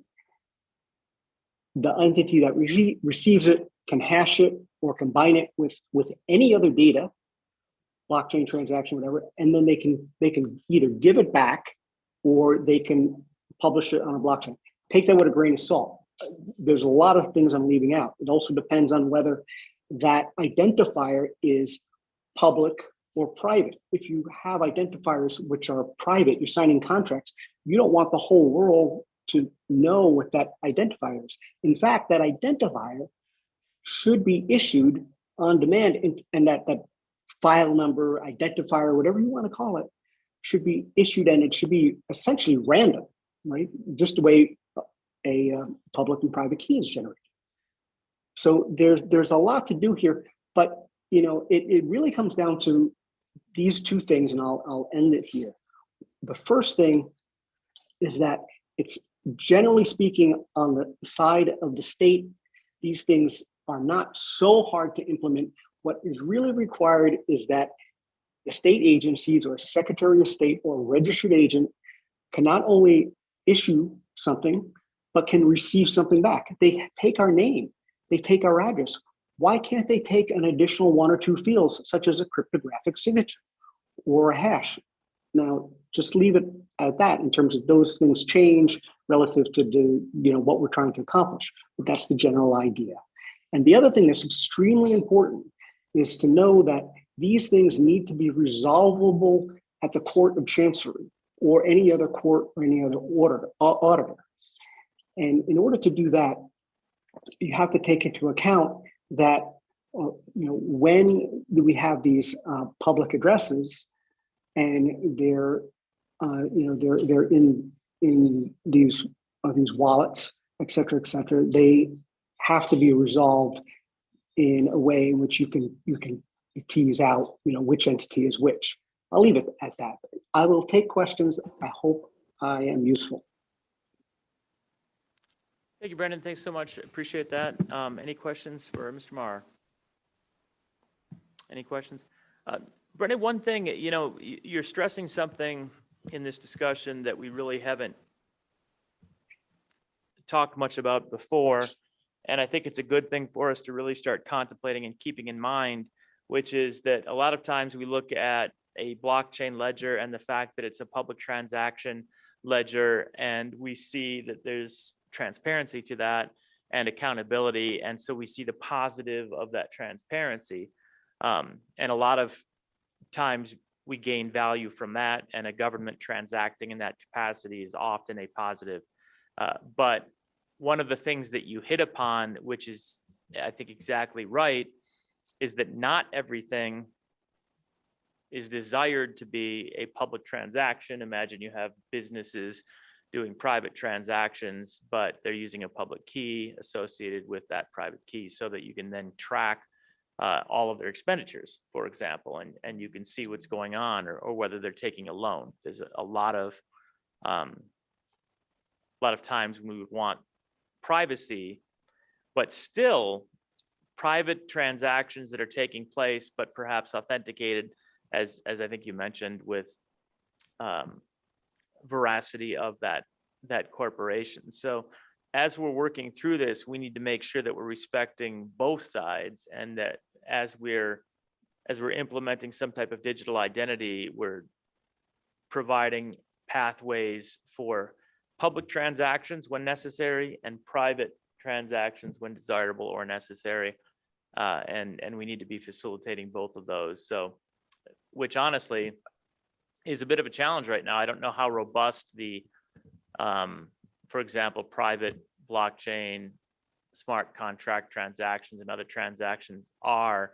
They're certainly unpopular. The private blockchains are far less politically popular than the public ones, because there's always concern that something shady is going to go on if you can't track the transaction back to an individual. But at the same time, I don't know that it's always everybody's business what transactions people are having. So it's a challenge there. Thank you, Brendan. Any further I have questions? a comment if you'd like, I could. Yeah, very, answer very that. brief, please. Yes, this comes down to, the fact that the issuance is really important, that it's random. And the other thing that is very important here is this idea of, it goes back to the registered tokens. This is where that comes into use, because a registered token is basically a lightweight way of issuing an ID for an organization dynamically. As you need it, you get a new ID. So you request from the registered agent this new identity for this transaction to like a validation of am I in good standing? But you're doing that for am I good in good standing at this point in time, not just for the company, but also for data. It might be data sets that you bind to the company, or assets. I can talk more about this, but I know we're short on time. Well, thank you. Appreciate it. Any further questions? All right, seeing none. Do we have any other public comment at this time? All right, seeing none, public comment is closed. Committee, I don't know if we have any action at this point on state engagement. I guess I'll open it up to see if we do have any. I think the path that we need to develop and contemplate, Mr. Co-Chairman, is what action we can take to really begin to establish the infrastructure. So we need to establish some digital identity registration, and we can contemplate the ideas of digital citizen or digital denizen registration, which would have to be registered to the state, getting into corporate digital identity registration, and getting all of those built out, working with partners. We don't have to take that action today, but I think maybe we should start contemplating how we would structure that. And then building up layer after layer. We'll have to provide some resources, certainly, and maybe have Secretary of State's office or another agency be that project coordinator for it and lead on it. And then hopefully through partnership more than through any type of RFP or funding, we can get some of this done, Mr. Co-Chairman. What are your thoughts? Mr. Co-Chairman, I agree. I really like the proposal of building a framework for the Wyoming Registered Digital Asset. And are you taking motions right now? Is that what Do you we want? want to, yeah, do we want to, well, we were on this topic, but we could certainly move where we're done and we're going to general discussion and motion. So it probably is a good time to get to motions if Well, I'll you've wait got if one. somebody has something on this topic. All right, that I anything don't. else on the state engagement before we kind of more broadly go to general discussion and directives? All right, seeing nothing on that, we'll move past state engagement and we will go on then to directives, motions, and any other ideas we've got. Go ahead, Mr. Co-Chairman. Yeah, I'll just finish with that easy one, which I think is the proposal by Mr. Allen for the Wyoming Registered Digital Asset System. And how shall we create that? We have our digital assets. We're going to create a bill draft for digital assets. That's a definitional bill. Is that where we'd put a Wyoming registered digital asset, or would we put that? Yeah, it's got to be under that section, probably a statute. Okay. I think so. Well, more broadly, we probably need a motion on a bill draft for the digital asset draft that we talked about, but didn't get a motion on in general. So just redrafting our digital asset language, reflecting on and working with Mr. Land in Senator Lummis's office on their updates to the digital asset definition and basically just building a better digital asset definition. But then I think as part of that, we can incorporate this idea of a Wyoming registered digital asset. Does that seem like it's one bill or is that two bills? I think, Mr. Co-Chairman, you could do it either way. You could, we produced one bill yesterday, so I think you could decompartmentalize them into separate bills. I think they're completely independent ideas. I think as The a starting point, definitional- yeah, sure. I think as a starting point, certainly if it turns out they go together, that's fine. But if they, two bills is probably better. All right. So let's stick with your original motion then, a motion to create a Wyoming registered digital asset. Wyoming registered, yeah. Yeah. Yeah. Anyone have any thoughts, discussion? I think we're all familiar with Mr. Allen's idea there and it'd be interesting to play it out and see how it works, but I love the idea also. Figure out where to put it. All right. Further discussion, seeing none. All those in favor say aye. Opposed, no. Motion's carried. Oh, I'm sorry. Second on the motion? Second. All right, we've got, It's 5 o'clock. Representative Western's complaining about a second and then he seconds it. He just wanted like, hey, dude, I'm here. All right. Now that we've got a second from Representative Western, all those in favor? Aye. Any opposed? That motion is carried. All right. So concise bill draft on that. Now perhaps I'll entertain a motion if anyone's got one on redrafting the definition of digital assets pursuant to our discussion with Mr. Land on the Lummis-Gillibrand legislation and then any other refinements that we need to add. Is there a motion on that?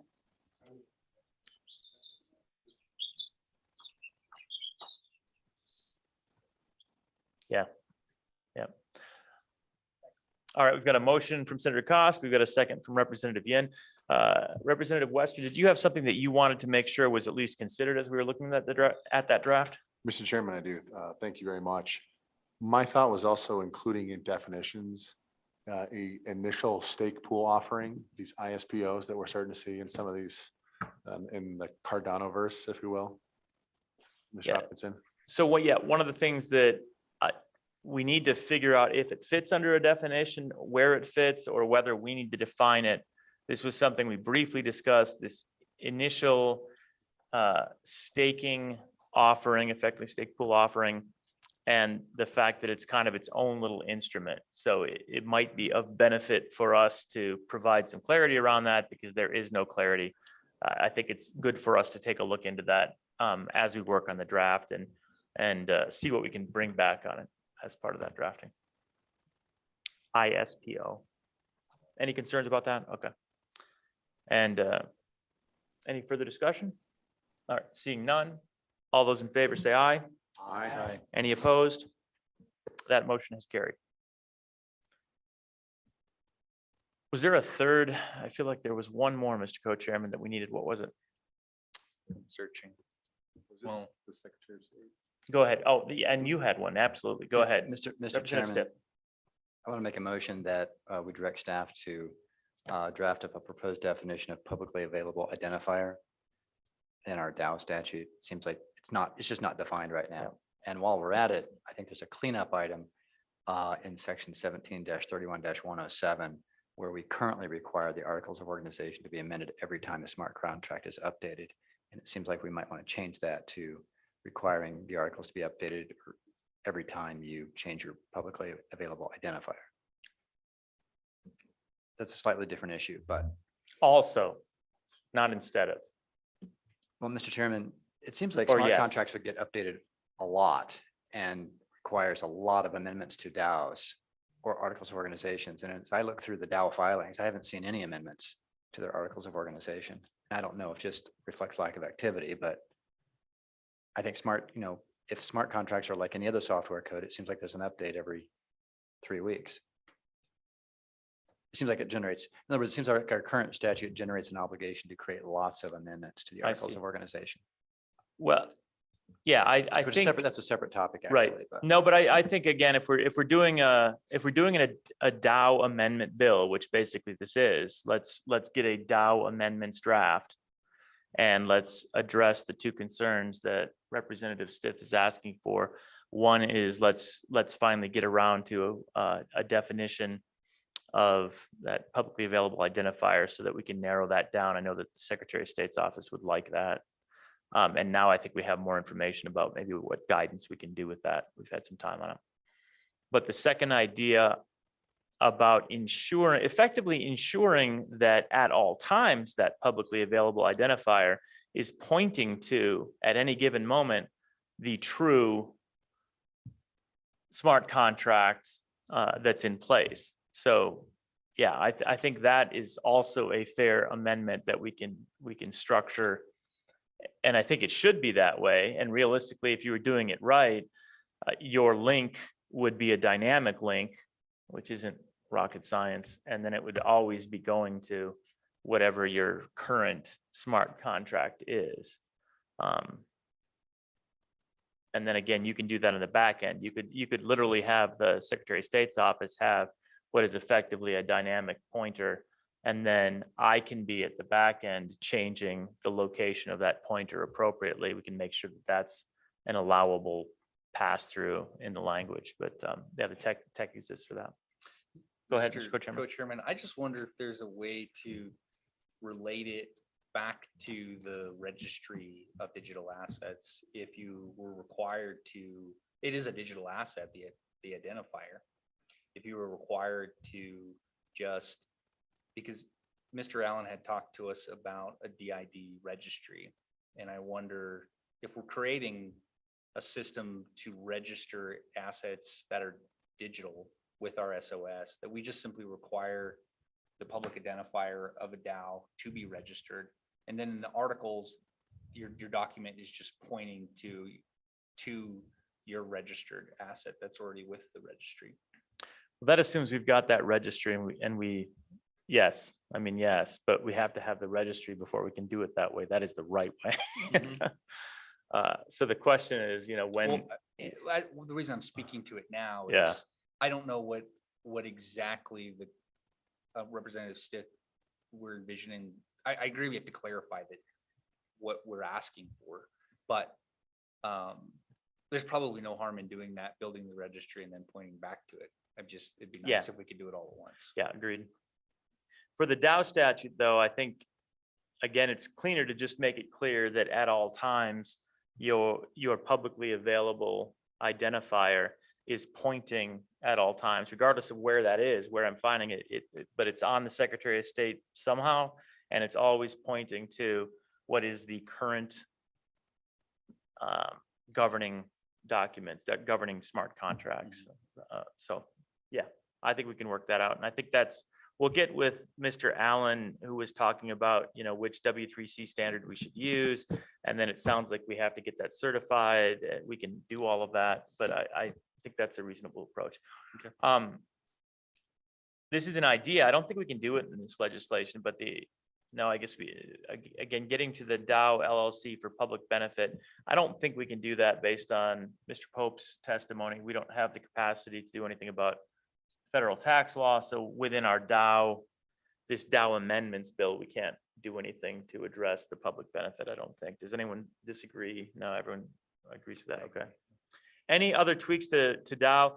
All right. And if this is a Dow tweak bill, we have piled up what we'll call feature requests that I think have come through Mr. Kaufman. Is everyone comfortable with us basically just going down the feature request list and trying to address feature requests, and then we'll bring them and talk about them next time? Sure. Everyone good with that? Okay. All right. So the motion is to draft a Dow amendments bill for the next meeting and to address Representative Stith's suggestion. And David, are you okay with that so far? You understand those two suggestions, and then we can look and see what else is on the list that has, if there's anything that Mr. Kaufman has. To clarify, did you want me to include whatever Mr. Kaufman has? So if he does come forward with something, I should include that in this Yeah, version? exactly. At least for consideration, and we'll isolate it out. We'll discuss it, but let's just have one Dow amendments bill. And then my next question was, did Representative Stith have any suggestions for how to define? No, so that goes right back to everything that I assume what Christopher Allen said is the answer, right? He That's the DID. Yeah, that's the W3C Foundation DID standard recognized format where we have to go through and get an approved DID system. Basically, we just jump through that little hoop. That's a global standard that was developed by W3C. So we just build that. And it sounded like, again, we could do it on a weekend. Go ahead. Mr. Chairman, so Mr. Hopkinson, just make it work. Yeah, there you go. Representative Yen. Mr. Chairman, I think a good conversation with Mr. Kaufman whenever he's accessible over what makes most sense, since he does deal with many of these companies who do file. And if there is confusion over what should be in the publicly available identifier piece, I think he would be a good one to reach out to on what makes sense as a definition. And I do think that we kept it kind of vague on purpose, but I do think that some clarity is necessary because we wanted to be technology agnostic. So if for some reason technology ever changed, or there's a different type of public identifier, it would make sense to keep that a little open-ended. But I do think some clarity is required here. And yeah, Mr. Go ahead. Co-Chairman, Representative Yin is spot on why we kept it. We kept it vague intentionally because when you're setting, the moment you sat down with your lawyer to say, I want to build a DAO, you may not have, you don't necessarily have the identifier, which is probably why there were points to, or citations that led you out to an attorney's website. I mean, it's a reasonable scenario where you just sit down with the lawyer and say, I want to set up a DAO, and then we'll figure out what it looks like. Well, let's, and Representative Yin, thank you for volunteering there to work with Mr. Allen on making sure that we have a flexibility of that language for our DID that we would use as we build that out. It's handy.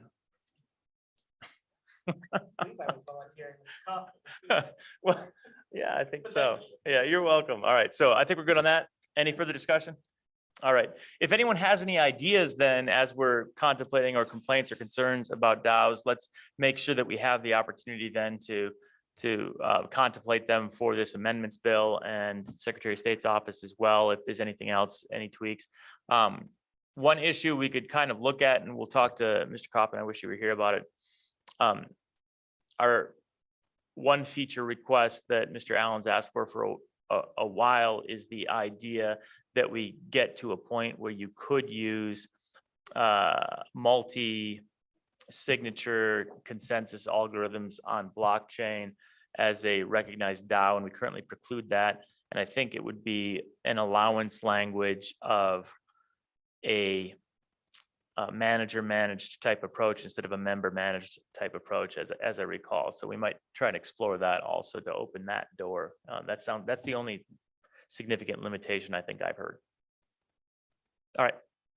All in favor? Say aye. Aye. Aye. Any opposed? That motion carries. It was good. It was It's a really good vote. Yeah. Let's see, anything else that has come up? Did we kick out a B Corp bill? Did we actually? No, oh, we just forwarded it to the next meeting because that was not a final draft. Remember, that was still one that was going through review. So we just said without objection, we'll bring that one back next time as a finalized draft. I guess the question then is, there is a tremendous amount of interest on a public benefit DAO, which requires a pretty comprehensive new bill because we can't use the LLC. We have to use a corporation and then make it a DAO corporation that could then go to a 501c3 or public benefit. Do we want to do this? Oh, either way, as long as we were a corporation. Yeah. And we were creating a DAO corp, then you could get your 501c3 status or your 501c6 status. Do we want to go down that road now? We've been asked for it a lot. I mean, that's a big bill. Mr. Co-Chairman, Yeah. I may be a little lost in that. I think that I feel like you're mirroring two different concepts because the public benefit is a for-profit corporation, but then there was also discussion about the nonprofit version Correct. of the DAO. But you have to have, I'm not saying for-profit corporation, I'm saying corporation. So you have Just to have a DAO corp. DAO corp in general. Yeah, a DAO corp in general, which would be for-profit by default. Oh. And then could theoretically nonprofit if it made that election. So we would have to create a DAO corp to have the opportunity to have a DAO nonprofit corp.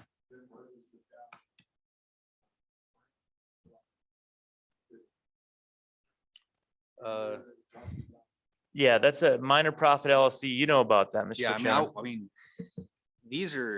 it depends on how we're looking at it, but these are, when they are supplements to the act, you can already layer them on top of the existing act. So they're the low profit LLC. I don't know that the DAO LLC statute is a supplement, so you can already layer it. So we would be talking about basically creating a DAO supplement to the corporation, just like we had we have in front of us a public benefit or a for-profit public benefit corporation. But remember, when you look at the construct of that, that is a supplement. So when you open the bill on page 2, it says for-profit public benefit corporation supplement, which is kind of what we did with the Dow LLC. So it was a supplement to the original Corporation Act. So if we were to, I'm not convinced you need an additional bill beyond your B Corp bill. You do. You need a you bill do, because to this say- isn't a Dow. Right, but you don't need two more. You need one bill that allows a DAO to be a corp. And It then- allows a and corp to this. be a Dow. I'm sorry, allows a corp to be a DAO, yes, and this B Corp bill. separate. Yes. And then you can utilize the supplement. If drafted in that, well, that's a good question. Can you stack supplements? Who stacks supplements? And no, that's actually a good question because, David, at some point, the conversation also was, can I have a series LLC, a DAO series LLC? And the series is a supplement.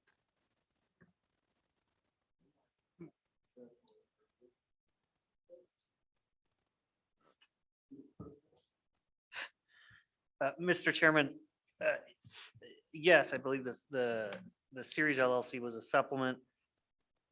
I think it would probably, my initial reaction to this is it would be better to do two separate bills if we're talking about creating a for-profit corporation or public benefit corporation, and also allowing a DAO essentially to be a nonprofit. I think those are two separate things. But then you're entertaining a third one, because we're just talking about a DAO being a corporation in general. Yeah, so that would be a DAO corporation supplement would be one concept. If you had a DAO corporation supplement, then it could be for-profit or nonprofit, because that's how a corporation already works. That's a federal filing for tax purposes. So that would be taken care of if we had a DAO corporation supplement. I think the concept here that we're wondering about is we're now talking about our for-profit public benefit corporation supplements. So we've got a public benefit corporation. If we have a DAO corporation supplement, and then we create also a for-profit public benefit corporation supplement as two separate pieces of legislation, could we opt into both of them? Can I use two supplements? I don't know if statutorily, maybe I'll look back to Deputy Wheeler. I don't think we have any other instance where this would even apply. Deputy Wheeler's like, won't you please let me go home? I did not expect this question. What? I have no idea. That's a fair answer. I think we need to look into this some more. And I think that we need to come back at the next meeting in September and be able to have a very sophisticated conversation and know what it would look like to build a DAO corporation supplement, and whether that DAO corporation supplement can also use other supplements. So instead of a drafting request, or maybe a drafting outline request, kind of a concept where we don't end up with a bill, but we end up with this is what the bill would generally look like. I think we can probably get to that level of conversation. And Mr. Co-Chairman, to complicate it even more, when you're forming a nonprofit corporation, it's not just the federal filing. You do file in Wyoming as a nonprofit corporation, which I do not think is a supplement. It is an entire separate act of statutes. So I think that's where David was headed with that if you want a nonprofit DAO, that's not a supplement. That's an act, as we currently have a corporate act and a nonprofit act. Under Wyoming statute, but again, when you get to the federal level, right, it's all the treated federal the level same. is what everyone wants because they want the tax treatment. Well, that's just the tax. You do both. When you create a nonprofit, you file the corporation, you get the registration with the Secretary of State, then you go to the IRS and you file a form for your 501c3 status. I see. And Okay. you're going to do that 501c3 status. I'm not an accountant, but I don't even know. When you file that status, you're simply providing the articles that you filed with the state. I do know that with your form showing, hey, I am a registered. I am registered in the state of Wyoming. So that federal level portion is going to change. What is going to change is if you're that DAO, whether you filed under the existing nonprofit act, which we either amend the nonprofit act to allow DAOs to be a part of that, or we're creating a whole nother article for it. I don't know that I love the idea of changing. chapter. Yeah, I don't know that I love the idea of changing existing law. It would be better if we were to create new, but it might be awkward in that not-for-profit election concept. So we'll have to look into that. I think the key, and so maybe the request is, let's have a plan for what that draft would look like rather than the draft itself. How do we create a DAO Corp supplement that allows nonprofit election, both at the state and federal level? How do we create a DAO corporation in Wyoming that allows all three possibilities, right? A for-profit corporation, a nonprofit corporation, and a public benefit corporation. Yes, there you go. Any of the three. So how can a DAO be anything in Wyoming? That should be all clear. Everyone good with that? There are no questions. Not for David. David's there. Are you tracking? Mr. Are we Chairman, there? I'm certainly happy to dig into that and provide some potential solutions as far as how that might be done. I mean, it almost seems like off the top of my head, just creating a whole new Dow corporation, pulling it out of the LLC statutes, creating it in a whole new chapter and tying that to all the other ones, but that would be a complete restructuring of how we've got DAOs if we were to go that route, but. Oh, yeah, Well, no, you- that would definitely be how it is. I mean, just like we're talking about with a for-profit public benefit corporation supplement, that's chapter 32, article 1, and it's a supplement to the corporations.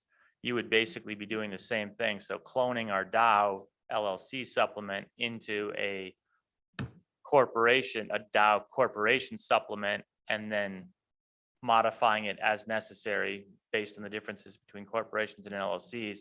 I think the key concept, though, is how do we then make that supplement apply not just to a for-profit corporation, but a nonprofit corporation, or if we pass this public benefit corporation, a public benefit corporation. So you can run any type of corporation as a DAO is the idea here.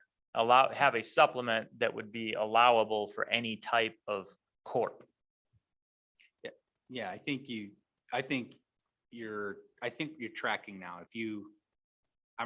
It's because it's a supplement. If you simply build your corporate DAO statute, I mean, this supplement says a for-profit public benefit corporation is a for-profit corporation organized under the laws, blah, blah, blah. So you're just, when we draft this bill that I have in front of me, which is the for-profit public benefit corporation bill, it's going to cite to the existing court statute that allows for the formation of a corporate entity and the new statute for the formation of a DAO corporate entity. And that's all. This bill Yeah. would have one extra citation. Is Right. I think.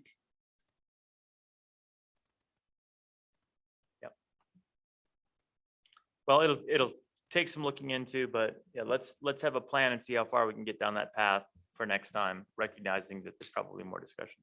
And I think, touching base with the Secretary of State's office and corporations to figure out what we would need to have to interpret that correctly so that this is a layerable effect is the key.